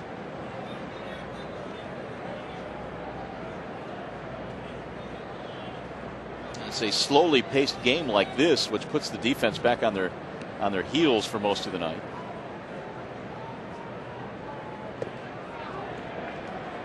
They'll appeal on this, and he went around. James Hoy said strike.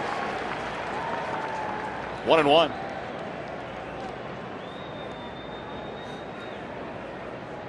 Well, it's kind of odd to see Drew pick up some base hits. He's 2 for 2 in this one, but coming into this game, lifetime here at Comerica, he was absolutely dreadful. 2 for 33. That is pretty bad. There's a bouncer right back to the mound. That's the J.D. Drew we expected, but it's thrown away. Drew will go to second base. That is the 2nd error of the game for Edgar Renteria, who came into the contest having only committed 1. 2 Renteria errors. 1 hopper right back to Bonderman. Second base umpire Jim Reynolds had to duck. And Renteria grabbed it. I think he took his time. Take a look how much time he takes. He really takes his time, just throws this ball down in the dirt, and Cabrera, no chance. 2nd error of the game for the Tigers and Renteria. 3 total for the year. That'll keep the inning going on what looked to be a tailor-made double play. Veritek has an RBI chance.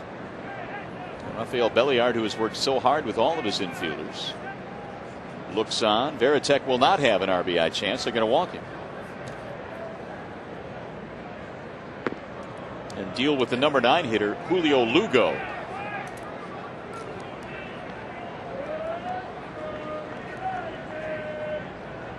So Bonderman will get his 2nd walk. This one intentional.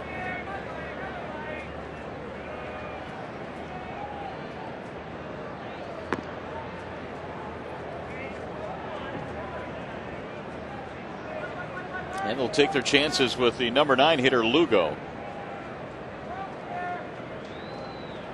Meanwhile, Chuck Hernandez picks up the telephone again. There has been activity in the Tigers bullpen on several occasions tonight. That'll put runners in 1st and 2nd. Here comes Lugo.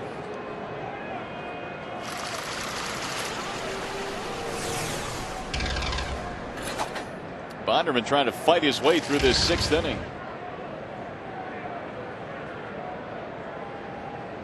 Lugo is 0 for 2.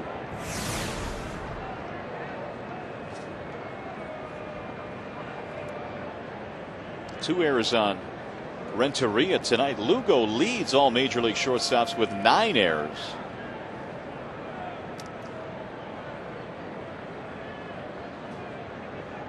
It really just goes to show you how steady Renteria had been at that position. I mean, just 1 error coming into tonight. one fielding error tonight and one throwing error. But you're right, he has been just about automatic.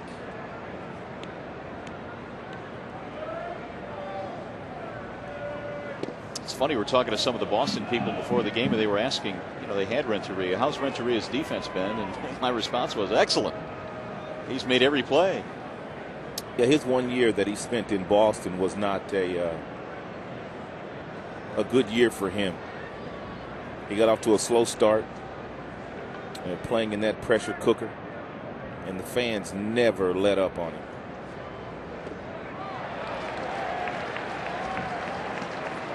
There is activity in the Tigers bullpen. Lefty-righty combination. Lopez, the right-hander. Clay Rapata is the left-hander.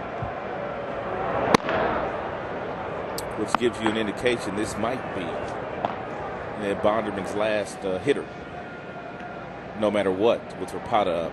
Well, I think you're right, because his next pitch will be number 112, which is a season high for Bonderman. And here it is.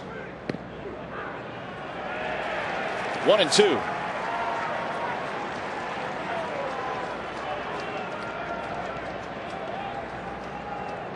Lugo, a veteran of several different clubs, broke in with Houston, played in Tampa and the Dodgers as well. He's had 10 infield hits this year. And he'll step out on Bonderman.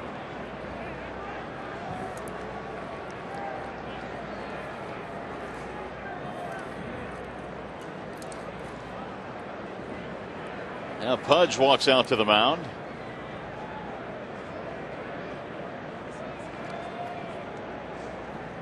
This has not really been a very quickly paced game tonight, has it? Not at all.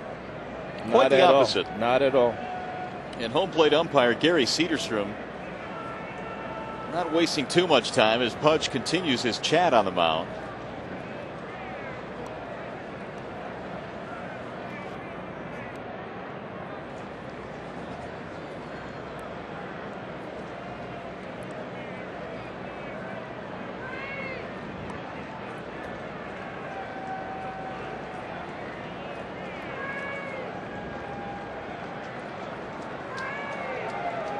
Single, strikeout, fielder's choice, an error, an intentional walk.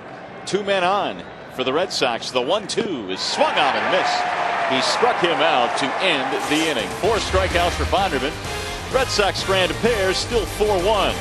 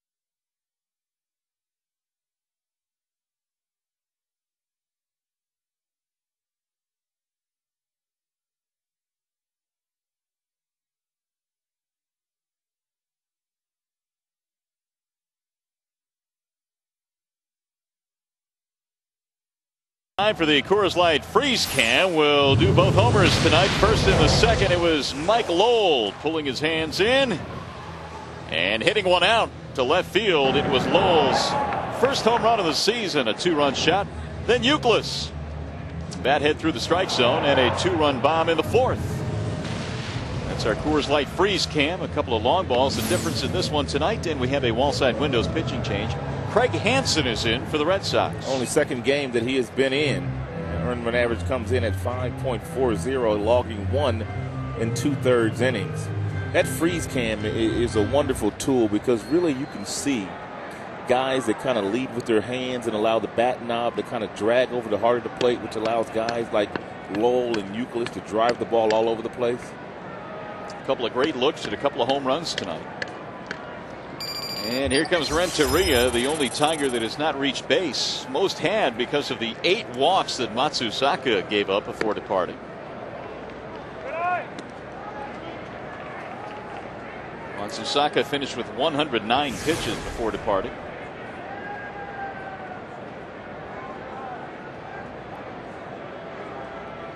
Hansen's big boy, 6'6", 230, out of Glen Cove, New York. The final numbers on Matsuzaka look like this. Only 1 earned run, one period. The Tigers got the run in the fourth, and only 2 hits allowed. Both singles, Cabrera and Granderson.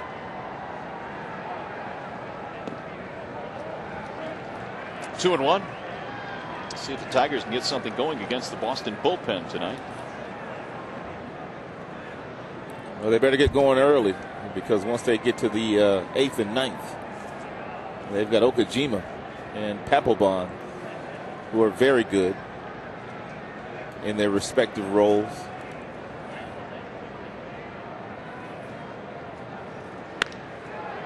In the air to right field. J.D. Drew is there. And it's an 0 for 3 night so far for Renteria. 1 gone. We'll bring up Pudge Rodriguez.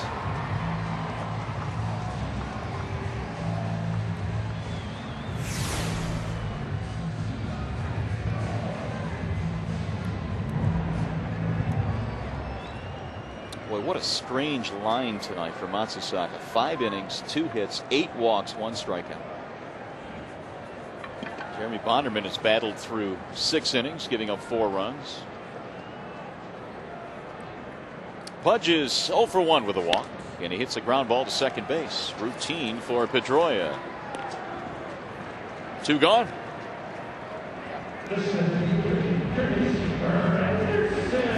Visit the official online shop of the Detroit Tigers at tigers.com. Browse the largest selection of authentic team gear, clubhouse caps and t-shirts, jerseys, collectibles, and more. Get your team gear from the source, tigers.com.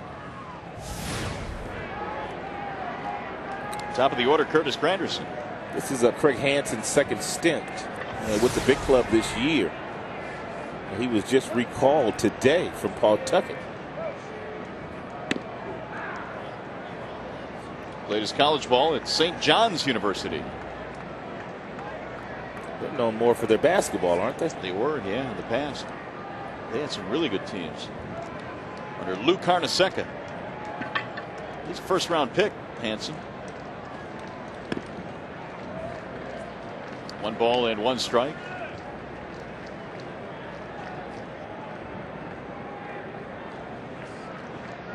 Curtis had an RBI single back in the 4th inning. That got the Tigers the run, but that's as many as they would get. Tigers got 2 more base runners in the 5th. But stranded 2. He went around. 1 and 2 on Granderson. Hansen got a fastball about 93, 94, but he's got a late breaking slider. And there's the bio on it. 6'6", 230. He's a big one, as we like to say.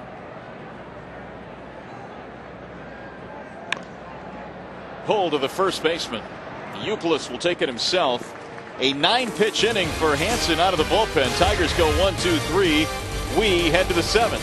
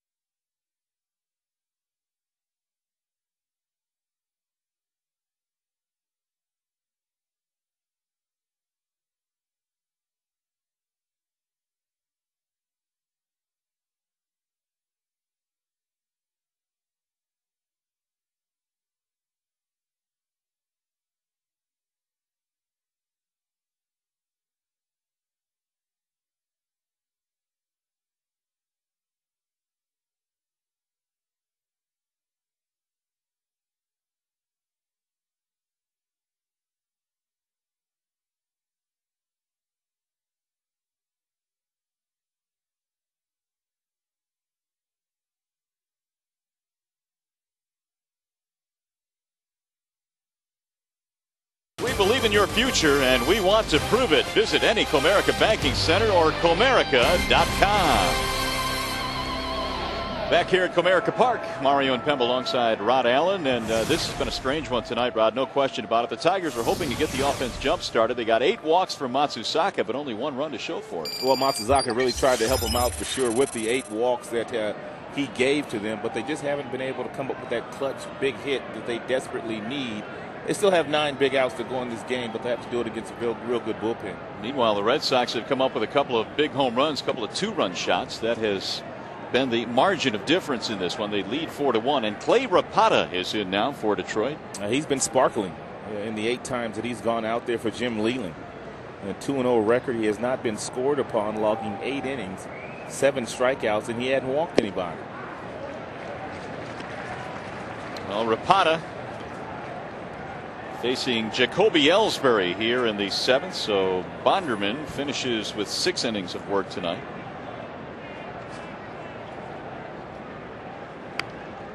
Flared foul back out of play. 2 balls, 2 strikes.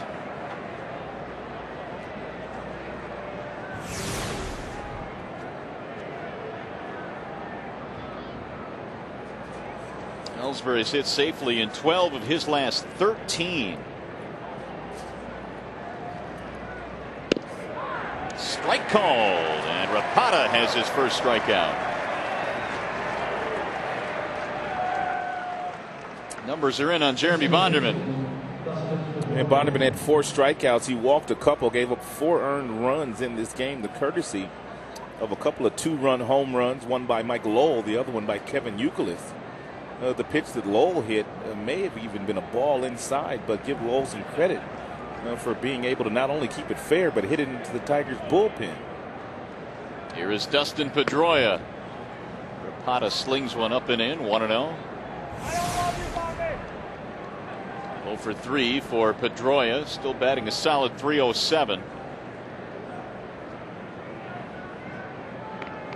He's got 14 multiple hit games this year, which leads the American League.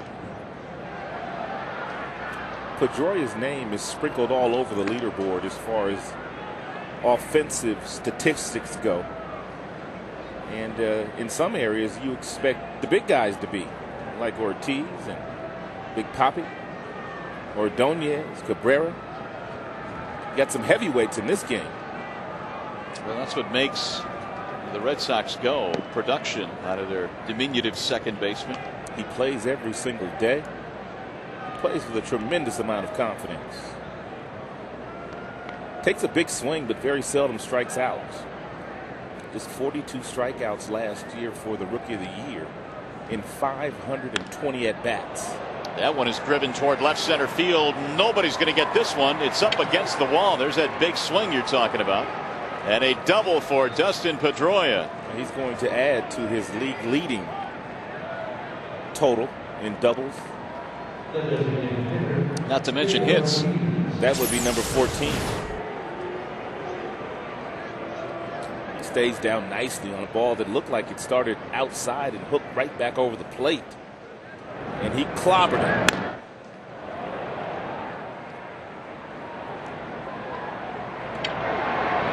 He plays full speed, non-stop.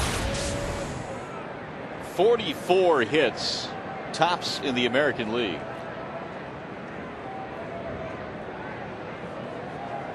Big runner standing out there at second base with 1 out. Here is Ortiz, and he takes a long look at a ball outside, 1-0. I had a chance to watch Pedroia a lot at Arizona State. Because my son Rod Jr. also played on the same team with him.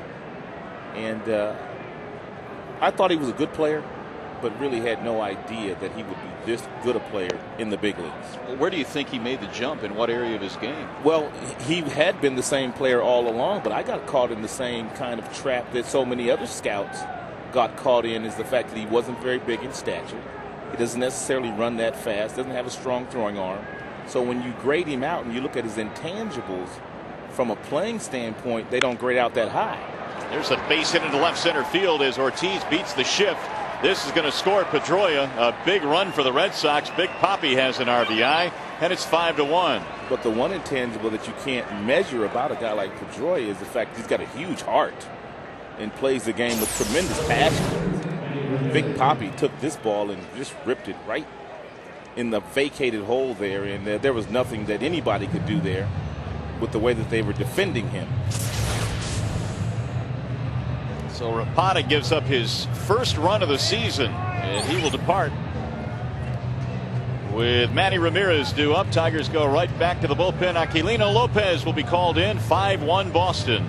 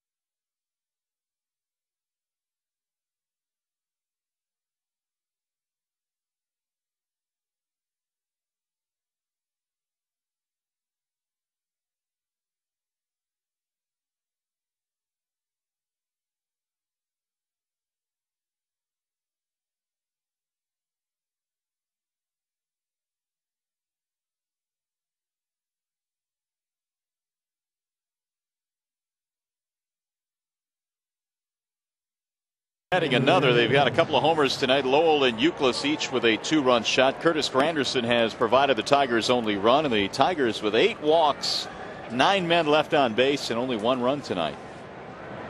Clay Rapata, speaking of 1 run, gives up the first of his season, and he gives way now to Aquilino Lopez.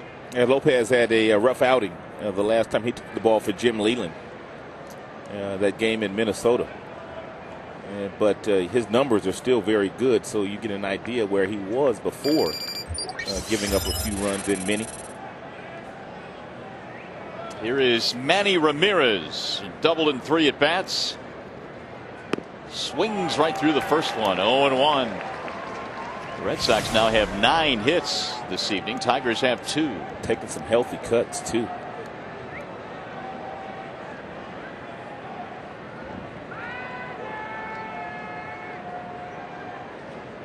Ortiz has just singled in a run.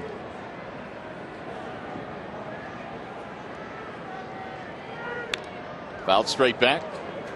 This is the last year of the guaranteed money for Ramirez on his current deal that he signed. I think it was 6 years ago at about $160 million. He's got a $20 million option. Do you think, Mario, there's any question they don't pick that option up? I think they do. But, you know, it seems like every year Manny Ramirez is going to end up with someone else. That's what they keep saying. But you look up at his numbers at the end of the season and you see what that 1-2 punch means in the middle of their lineup, Ramirez and Ortiz. He has said in a wonderful article that was just written a couple of days ago in the USA Today that he has finally adopted the life in Boston. He's always had a love-hate relationship with management and the fans, but finally says he's at peace there and wants to finish his career there. Really, it's taken that long, huh? It's taken that long. With all the success he's had.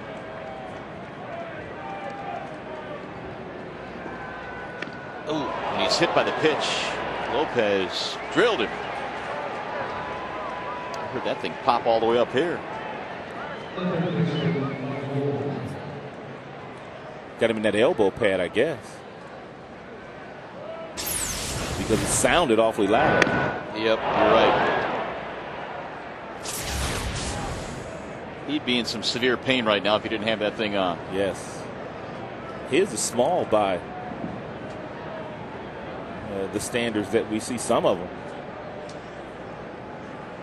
Mo Vaughn used to wear that big old elbow protector.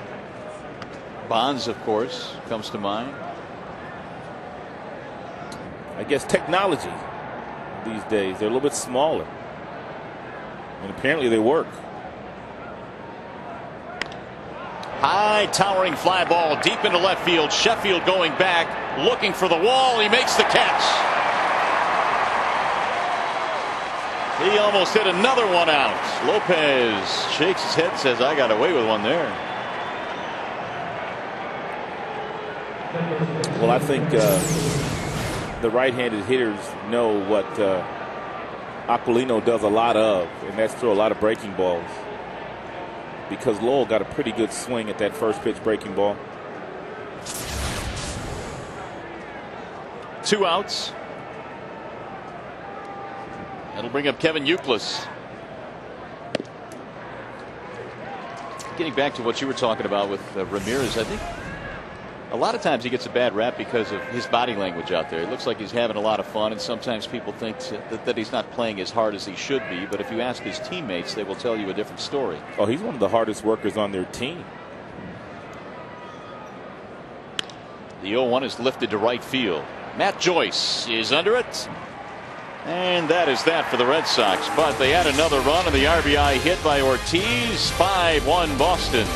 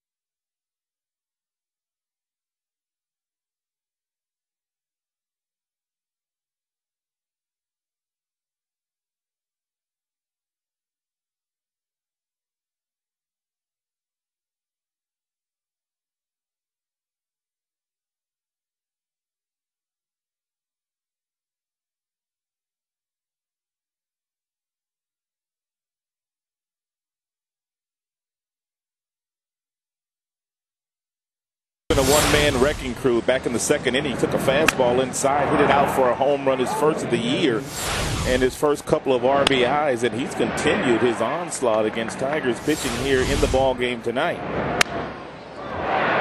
3 hits, single, double, and a homer, and a 5-1 lead for Boston. Here come the Tigers in the bottom of the 7th. They made a wise decision in re-signing Mike Lowell in the offseason. He was a free agent. And because he had such a sensational year last year, as the Red Sox won their second world championship in 4 years, and it pretty much forced management's hand to sign him. 1 ball and 1 strike on Placido Polanco. He'll be followed by Guillen and then Maglio Ordonez.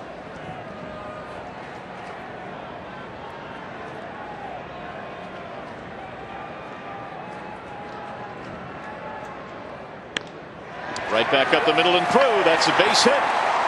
Just the third Tigers hit of the night. Polanco has his first. See if the offense gets rolling now.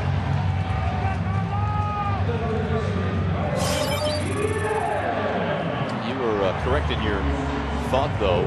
They needed to get to Hansen pretty quickly because late in the game, in the 8th and 9th, they roll out a couple of guys that are pretty tough to hit. And Okajima and Papelbon. Here is Guillen, who has 2 walks. 0 for 1.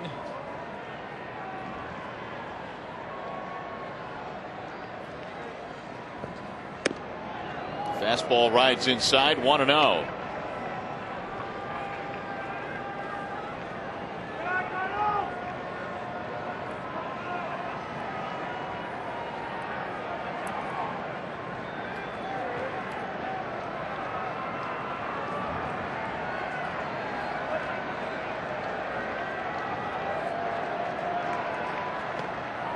Tried to hold up, couldn't do it. I mentioned Hansen is a big kid. He must have just absolutely overpowered kids in high school. His senior year, he had an ERA of 0 in 69 innings. No way. 8-0 in 69 innings with a 0 ERA. But he wasn't drafted, and really a lot of the major colleges didn't come calling either. How does that happen? I don't know. With that size. He selected St. John's. I mean, he had Hofstra that was after him. Some D3 schools. That's about it. Little tapper back to the mound. He has only one play, and he can't make that. Couldn't pick it up, and the Tigers have something going now. The Tigers caught a break there because Hansen had enough time to use his glove. Ball may have had a little spin to it, but he had time. The one thing that you have to do first is you have to pick up the ball before you throw it. That's our Exmo Lincoln Mercury replay. Well, the Tigers all of a sudden have 2 aboard now with nobody out. That run Boston picked up is a huge run now.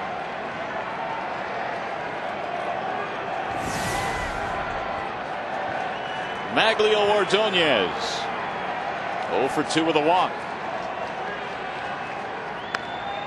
Fouled back out of play.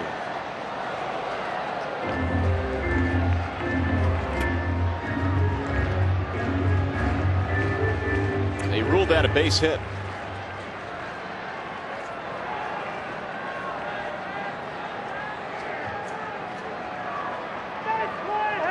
That run the Red Sox scored at the top of this inning keeps the tying run of the on-deck circuit.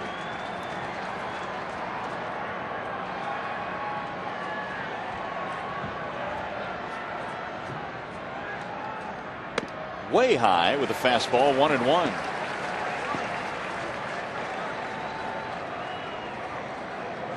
Well, that last homestand, the Tigers had a lot of success coming back in ball games against the Minnesota Twins. And very late, scoring a lot of runs. Let's hope that's the case tonight. Hopefully not too late tonight. To the second baseman, Pedroia flips to Lugo 1, and that's a double play as Euclid scoops it out of the dirt, and that's huge for the Red Sox. 4-6-3. A nice firm feed by Pedroia. And Euclid with plenty of time. Nice slide by Guillen trying to get to him, but Lugo had plenty of time to turn it over. Here's Cabrera with 2 outs.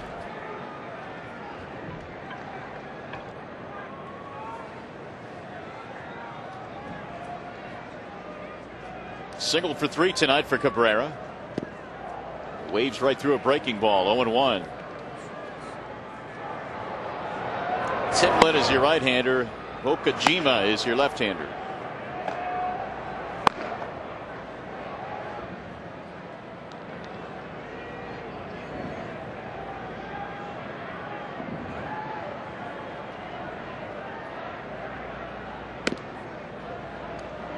.96-mile-an-hour fastball from Hansen that time. 1-1. It's nice to have a guy that is in middle relief for your club throwing with this kind of velocity. Usually you see closers and setup men with this type of arm strength. Missed low there. 2-1. Comcast is impressed. And with Hansen, 97 with the fastball, 85 with the slider. That's a hard slider.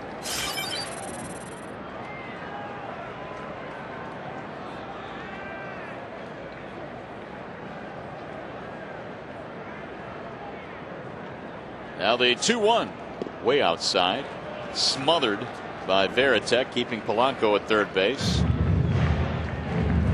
Pretty good job just to get his glove on that thing. I don't know how in the world that ball didn't reach the backstop.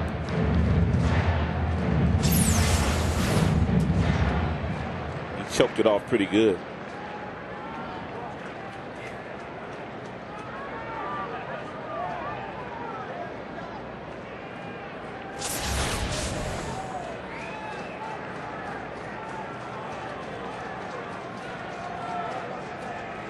The 3-1.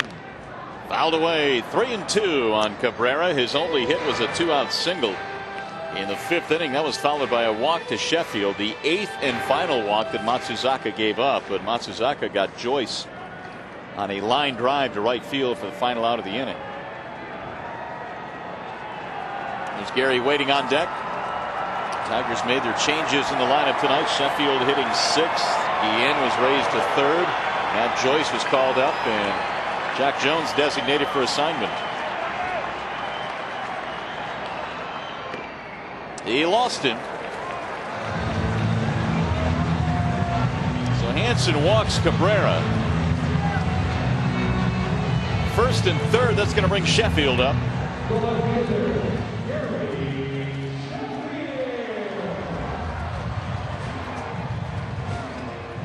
The Red Sox got the double play, but Terry Francona pacing a little bit now after that base on balls. He has seen a ton of those tonight, a total of 9 for his pitching staff.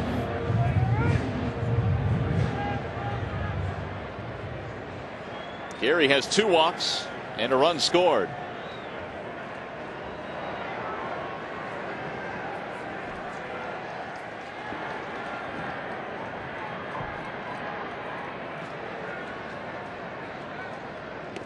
Way outside, 1-0. Hansen works from the third base side of the rubber, which allows him to really get that 95-mile-per-hour fastball inside on right-handed hitters.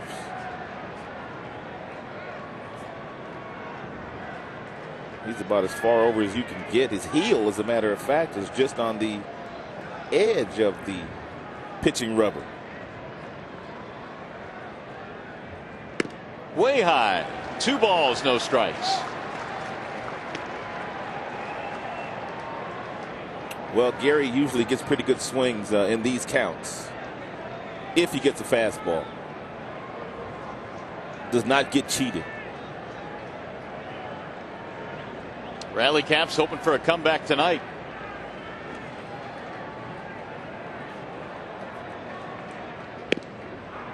There's a strike called, 2-1. Sheffield in his career as a designated hitter only 185. A real indication that it's just not something that he took to doing, although he heated up last year after a slow start. There's another one outside. 3 balls, 1 strike on Sheffield. Again, a Red Sox pitcher tiptoeing around Mr. Sheffield. 3-1 with Matt Joyce on deck. Well, Jim Leland was a little reluctant in putting Gary into the outfield, and because of his importance to the team and the fact that he's had that bad shoulder. High, ball 4. 3rd walk of the night for Sheffield. 10 walks for Boston pitching. He's going to load the bases.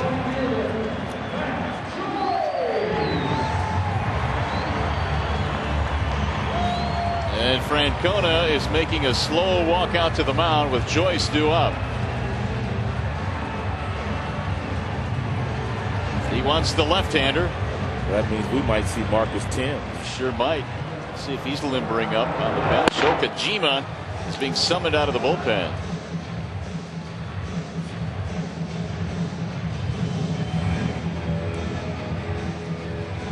Well, the skipper deciding what he wants to do here. I mentioned earlier today, he talked about the fact that Gary Sheffield is out in left. They want to try and get his bat going, and the skip says we'll just have to see how this works out. We're taking a chance here. We have no idea how he's going to hold up out there. But I think that you try to exercise all your options as a manager. And I certainly think that, Gary Sheffield is a big hitter for us, a good base runner and very valuable player for us. So I think that it's important to exercise all your options. I think that the fact that Leland trusts Gary. They had a relationship previously when he managed him in Florida. And Gary went to Jim a long time ago, and he was asking him, could he play defensively? And Jim reluctantly would not allow him to do so because he felt like he would break down. But finally, with Jack Jones struggling from an offensive standpoint and finally being designated for an assignment, they kind of opened up a position out there for Gary to play a little bit. And, of course, Jim Leland's hoping that this will get his bat going as well.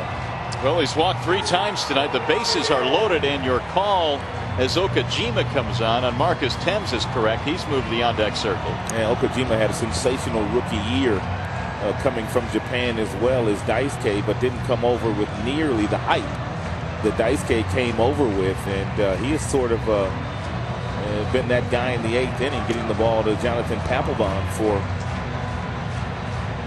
Terry Francona's Red Sox. And Okajima coming in the toughest of situations with the bases loaded, although he has 2 outs. The double play ball was followed by a couple of walks from Hansen.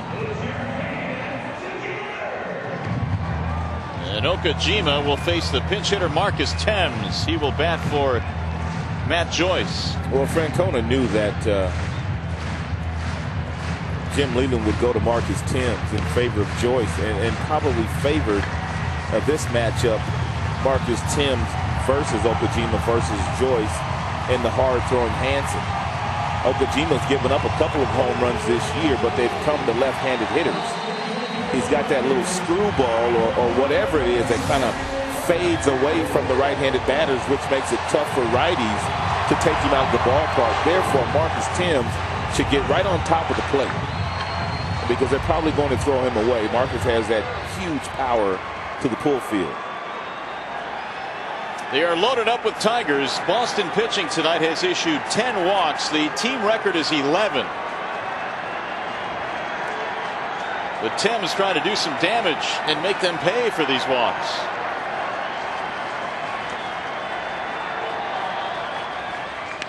Line drive, left field, sinking. It's down, a base hit.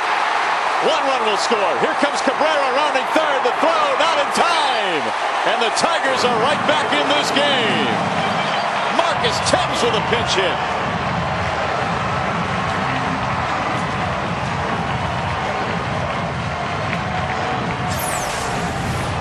Pitch by Marcus Thames is on the outside part of the plate. You can see exactly where it is.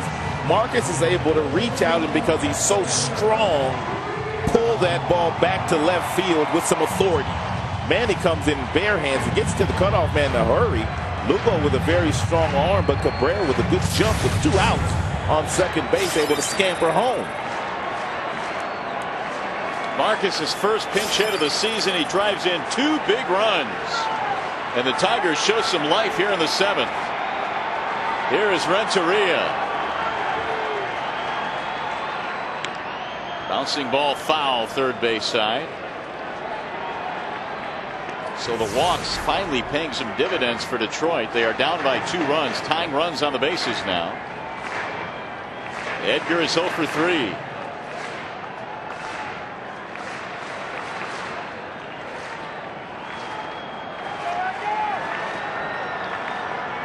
Those runs charged to Hansen. Okajima trying to slam the door here. With a go-ahead run at the plate. And the 0-1. Fly ball. Right field. J.D. Drew to retire the side. So the Tigers get a little bit closer. 2-run pinch hit single by Marcus. It's 5-3.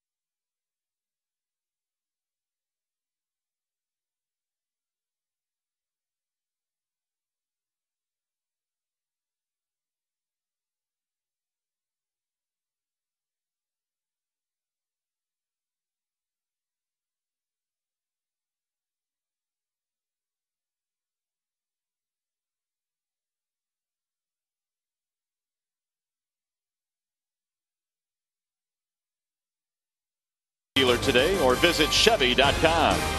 Comerica, we listen, we understand, we make it work. And by Comcast, watch TV the way it was meant to be in true high def from Comcast. Well, Marcus Thames provides a pinch hit 2-run single to tighten this game up. He also remains in the game to play in right field. And now Aquilino Lopez trying to keep this a 5-3 game. Marcus did exactly what you should do as a pinch hitter. You know, the first good pitch you see, you jump all over it. And he did just that. J.D. Drew, Jason Varitek, and Julio Lugo facing the right-hander Lopez, and it's a 1-1 count. 2 for 3 tonight for Drew, couple of singles.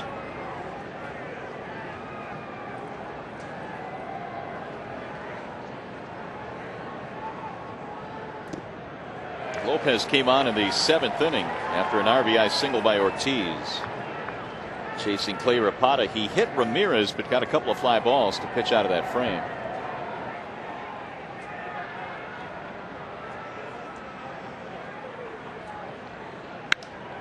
High towering fly ball center field, hit a ton.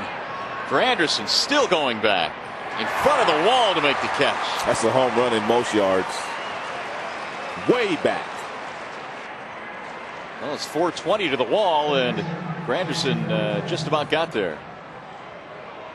And Granderson has always talked about the fact that even though he plays shallow, he knows that he's got 420 behind him. So anything with any air underneath it that stays up for any length of time, he's got a chance to run it down.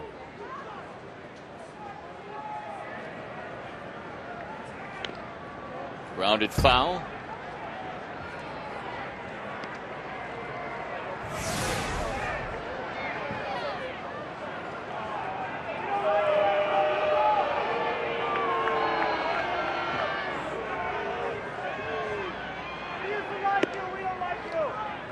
One ball, one strike. Jason Varitek walked intentionally in his last at bat.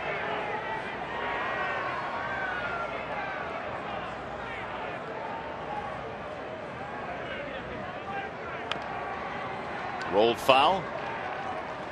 Tigers tonight have been out hit 9-5, but they have shown some life here with the 2-run single by Thames. 10 walks for Boston pitching tonight. Yet they lead 5-3. Swing and a miss. Varitek is out of there. First strikeout for Lopez. 2 gone. Here comes Julio Lugo.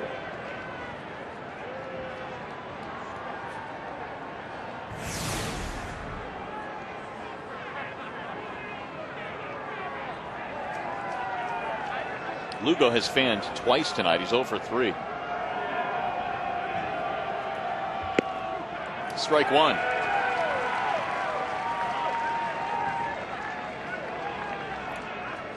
Lopez trying to shake off that rough outing he had against the Minnesota Twins back in the Metrodome over the weekend. He misses down low, 1-1. Really, for the first time in a series, the Tigers bullpen struggled. They had been really good.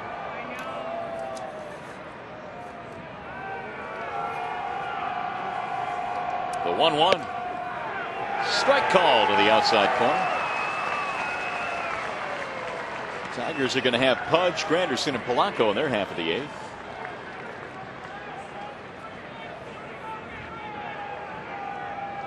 Here's the 1-2. Wouldn't chase the breaking ball. 2-2 on Lugo.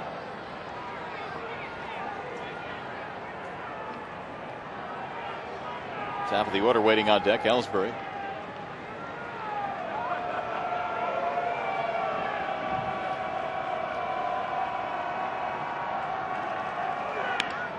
Pulled in the air toward left. Sheffield not going to get there. It'll drop a base hit. Lugo takes a wide turn. And Sheffield fires a one-hopper to second base. And sometimes you can tell when the hitters are sitting on breaking balls. And, of course, Lopez throws a lot of breaking balls. The previous pitch was a fastball that Lugo took for strike 2. And then a breaking ball that missed that he barely flinched at. He finally got one up and got himself a single. Lopez may want to go to a few more fastballs in this game.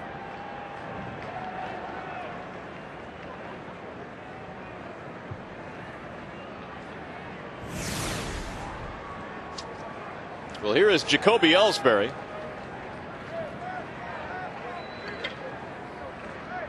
Boy, are the White Sox struggling. They lost 1-0 again tonight. Oh, they're scuffling. And they've lost 6 in a row. Ozzie Guillen went off yesterday, too. I saw that. He really went off. Imagine that. Bluff back to first base. You can call that a balk? Yep, they sure are. He didn't step off? Apparently not. Here comes Jim Leland. He wants an explanation. I think he stepped off. But was Cabrera holding him on is the next question. He had to be. Well, I can't imagine he would be, or wouldn't be. There's the explanation being given by Segerstrom. It looked awkward.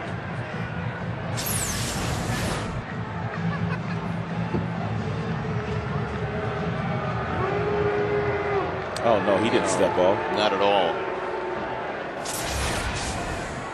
Good call. Yes, it is.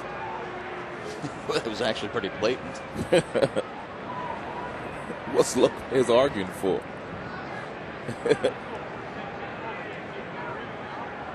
Lugo moves to second base where he can score on a hit.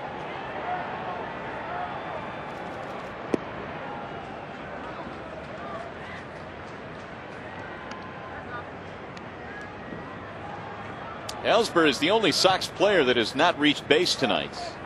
They have 10 hits.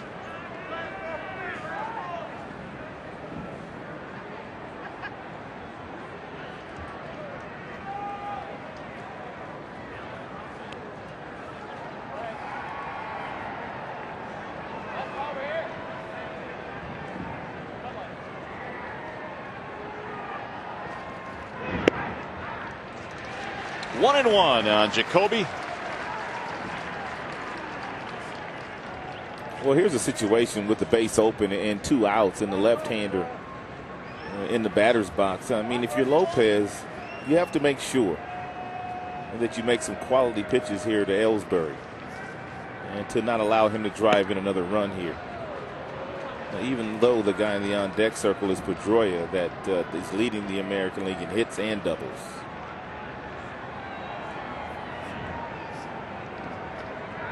Two and one.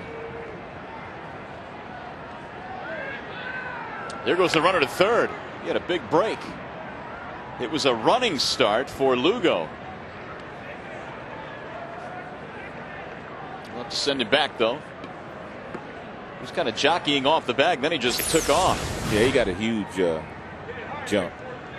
That's because Lopez got himself into a pattern where he was only looking at Lugo once and then turning and pausing and then going home. As a base runner, you pick up these types of things, which allowed him to get such a huge jump.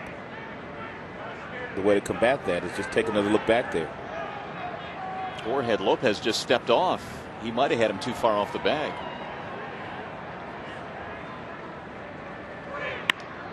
In the air to center field, Granderson on the move. He'll make the diving play. Oh, what a catch by Granderson.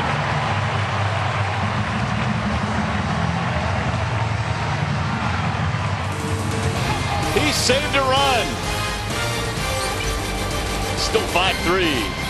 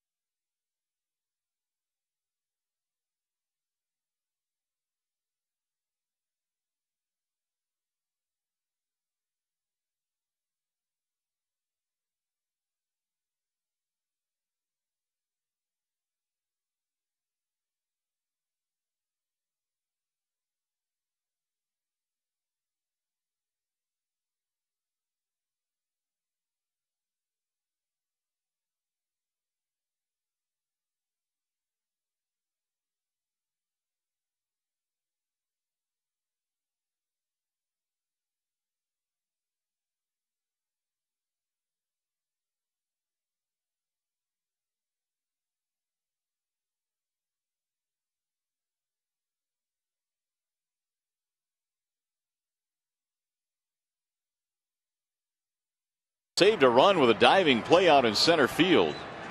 And we'll see if the Tigers can gain a spark from that. They're down by 2. We go to the bottom of the 8th, and Pudge leads it off. Okajima delivers a strike in the outside corner, 0-1. Pudge, then Granderson, then Polanco. 0 for 2 tonight for Pudge Rodriguez, plus a walk. Apparently, Papelbon is not available in this game tonight. The 0-1. Then again, we're early. Outside, 1-1. I thought we were in the 9th inning. I did. I'm just being honest. It's been such a long night. I thought we were in the 9th inning. Dude. I don't blame you. Forgive me. Don't worry, we may still see him yet. Bottom of the 8th. Here's the 1-1. Bouncing ball to third. Lowell gobbles it up. Automatic, one gone. Boy, Granderson put on a show out there in center. A great break. That's how you make these types of plays. I don't know exactly what happened to him after he got up, but he was in some kind of pain. But great concentration, stretching out for this ball, and he needed all of that to make this play. You see him shaking everybody's hand with his left hand. Apparently, he must have jarred that right hand when he dove, which was the hand that he broke the finger on, or the bone, I should say. Well, here is Curtis now. He has a walk and RBI single. Tigers need a base runner to bring the tying run up. Anytime he takes a dive like that, it's the first thing that comes to your mind. How's that hand? I was talking to him as we got off the plane last night, and I was asking him how did it feel. He said some days good, some days bad. He says the weather affects it when it's pretty cold outside. He says there's some pain there.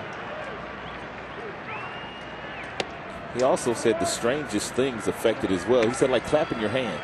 Really? He says when I clap my hands, it hurts. Yet he can swing a bat and throw a baseball. Well, true.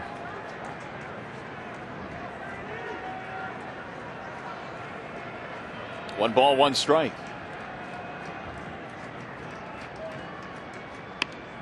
Checked it, popped it up right to the third baseman. He was jammed, and he's out number 2. So it's going to bring up Polanco.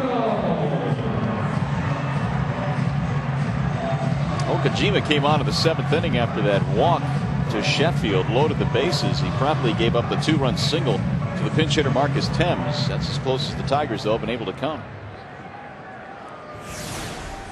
And Placido 1 for 4, singled and scored back in the 7th.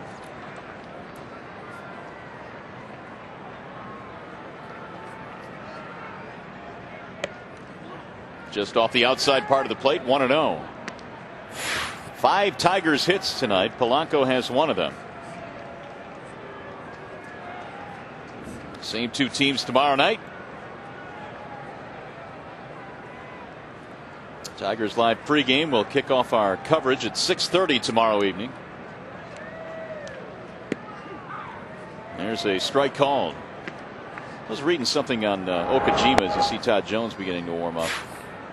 And I didn't know this, but apparently the baseballs in Japan are a little bit smaller than they are here in the States. Did you know that? I've heard that. And as you bring that up, I believe that's true. And he said he was having trouble throwing his breaking ball with the balls that they use here in the United States. So he went to a changeup and got a little bit more of a comfortable feel. But I didn't know the baseballs were different sizes. 2 balls and 1 strike on Polanco.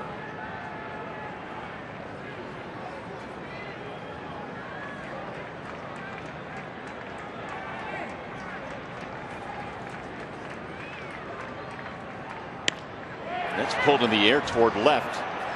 Ramirez is there, and the Tigers go 1-2-3. So we're on our way to the 9th inning here at Comerica. Game 1 of the series, and the Red Sox lead 5-3.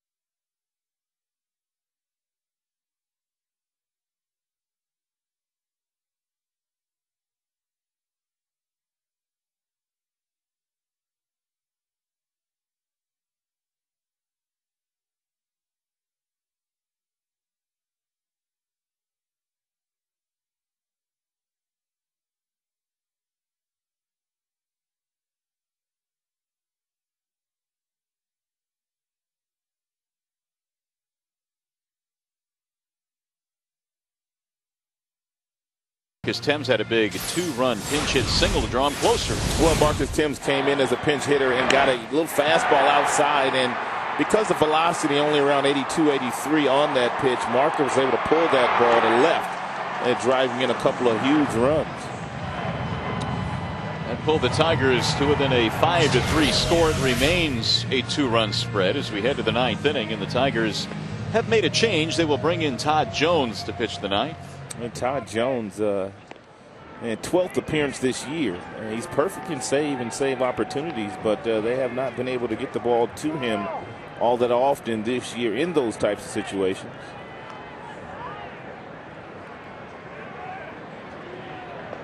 Meanwhile, Jonathan Papelbon is heating up for Boston.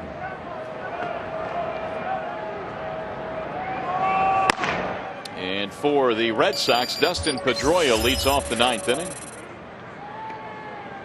It'll be Pedroia, Ortiz, and Manny Ramirez.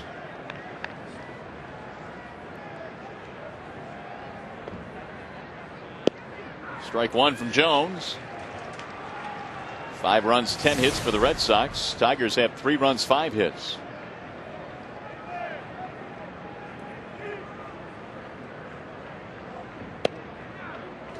Just missed a little bit outside. 1-1.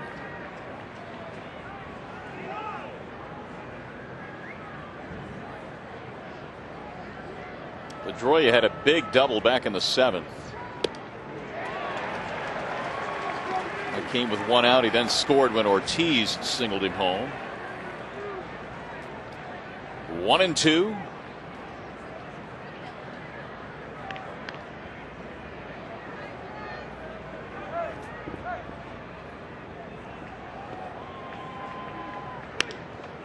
Chopper left side. Guillen cuts it off. Throws him out. 1 gone in the Boston 9th inning. It's going to be Nate Robertson and Tim Wakefield tomorrow night. See the knuckleball fluttering here at Comerica Park.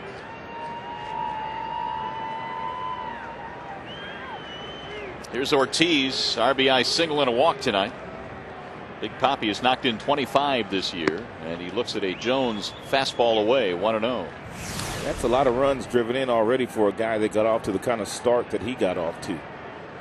Batting average not high by any stretch of the imagination, but 25 RBIs is quite a few.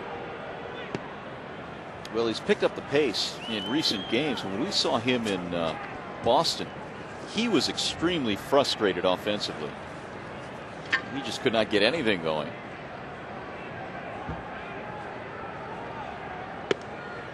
And he's driven at least 1 run now in 11 of his last 14.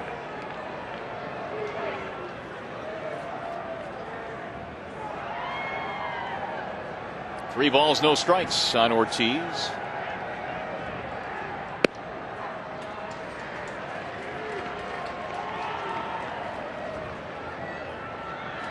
Again, not many save situations for Todd Jones, only 5 of them. He's been perfect 5 for 5. High fly ball into right field, way back to the wall and gone. David Ortiz, his 6th home run, a huge run for Boston.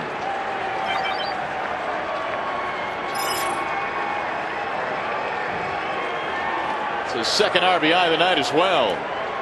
Big Papi takes the tour.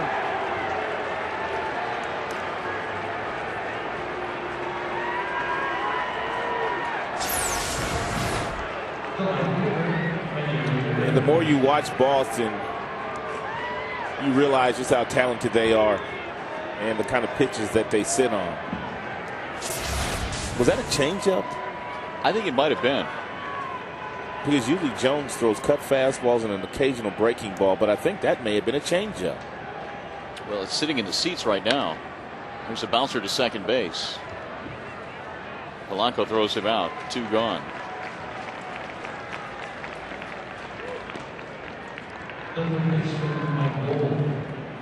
So Big Papi has made this a 3-run game. It's their 11th hit. And a big run for Boston. Here's Mike Lowell.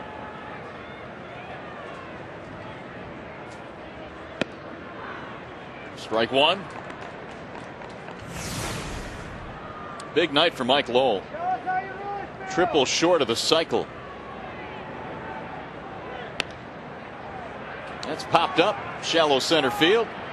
Polanco will make the play to retire the side, but they get a big run, and the homer by Ortiz will go to the bottom of the ninth. It'll be Guillen Ordonez Cabrera coming up.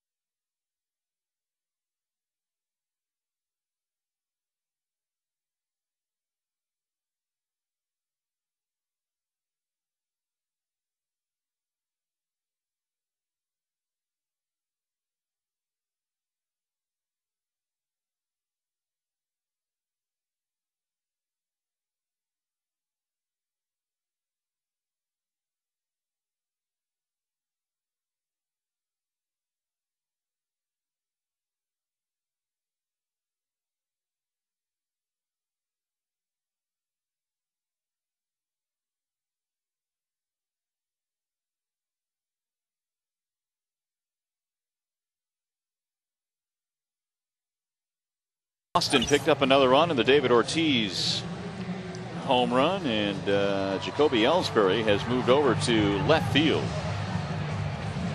And we have a new center fielder. It's Coco Crisp.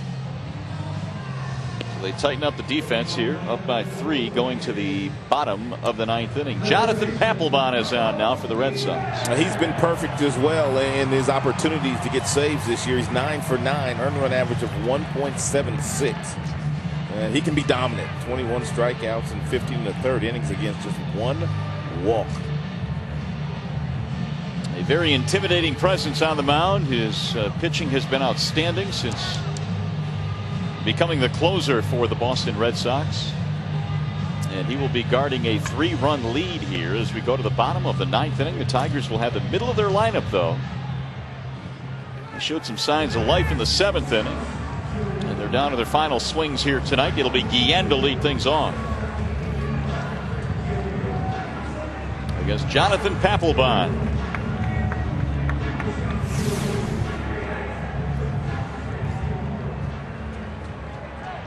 Guillen 1 for 2.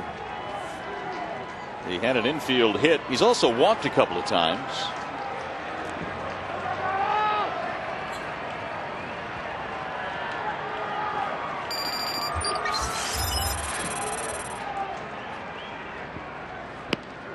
Strike 1 from Papelbon.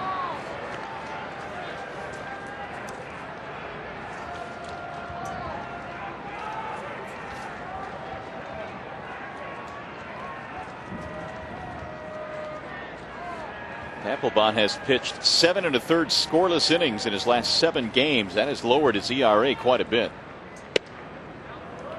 Fastball missed the inside corner. 1 ball, 1 strike. Well, you brought it up.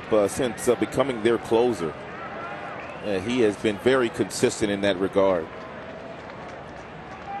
Throws a lot of strikes. He's got a power arm, good breaking ball, fastball in the mid to upper 90s. The 1-1 fouled away. 1-2 on Guillen. He is the first Boston pitcher with at least 30 saves in 2 different seasons. He had 35 in 06, 37 last year for Terry Francona, and he knows that once Papelbon comes in, it's usually lights out.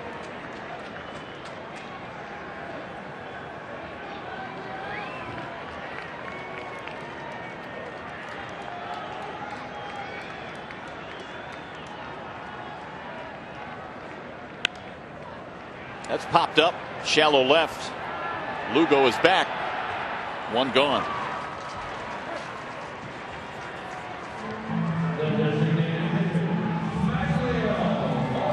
So Papelbon keeps the leadoff man off the bases, and here's Smaglio Ordonez.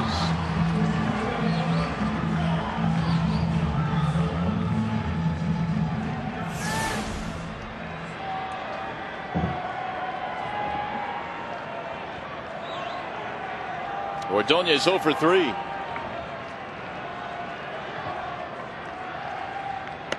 Maglio takes outside 1-0.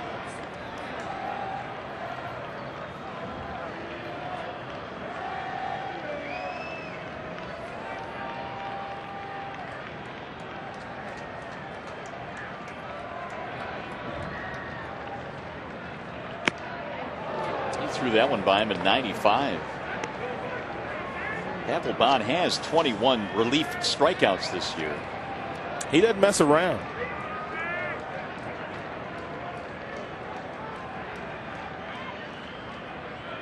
In just 15 2/3 innings.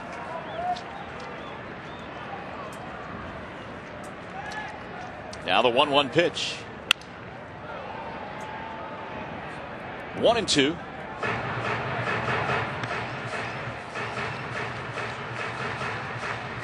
Ordonez apparently broke his bat.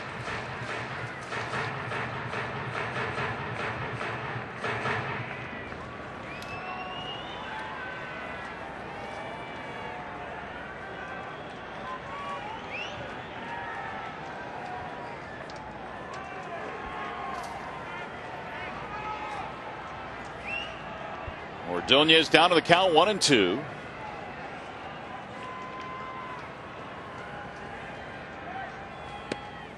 Just missed. Boy, Maglio took a close pitch there. Papelbon didn't miss by a whole lot. This was right at the knees. Pretty good fastball away from your arm side. It had some plate, so it must have been low.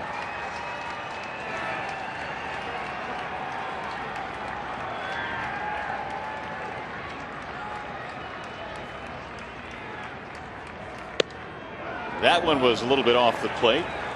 Veritek tried to pull that one in a little bit to no avail, and now it's 3-2.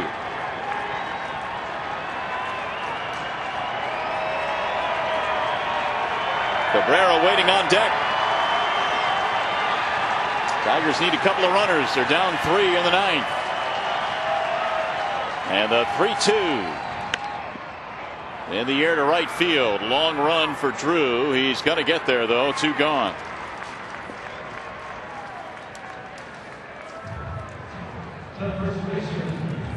We're going to make that our bell tower pitch by pitch. And the one thing that Papelbon does, he comes right after you with lots of fastballs. He's playing a little game of cat and mouse with Maglio Ordonez, pretending to shake off a pitch or two, only to come back and throw lots of good, firm fastballs. 3-2. You knew he wasn't going to walk him because he's only walked 1 this year. Well, the last hurdle now for Papelbon is Miguel Cabrera.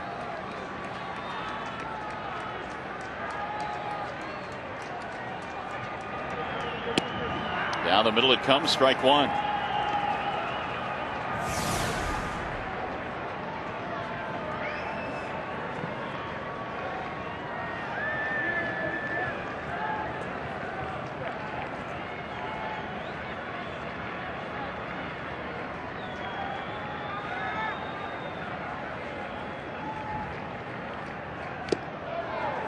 Chase the breaking ball. 0-2 on Cabrera. Papelbon now is 1 strike away from another save.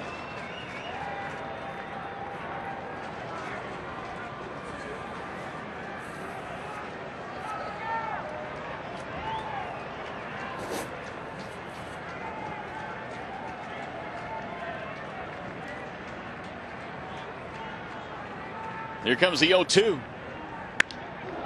Pulled to left field and caught by Ellsbury for the final out of the ball game. The Tigers go 1-2-3 in the 9th inning, and the Red Sox take game 1 in this series by a score of 6-3. They hit a couple of home runs early in this game to kind of set the tone and are Chevy Player of the Game, Mike Lowell. He had a good day, 3 for 5, a triple away from hitting for the cycle in this ball game, and he's a good player.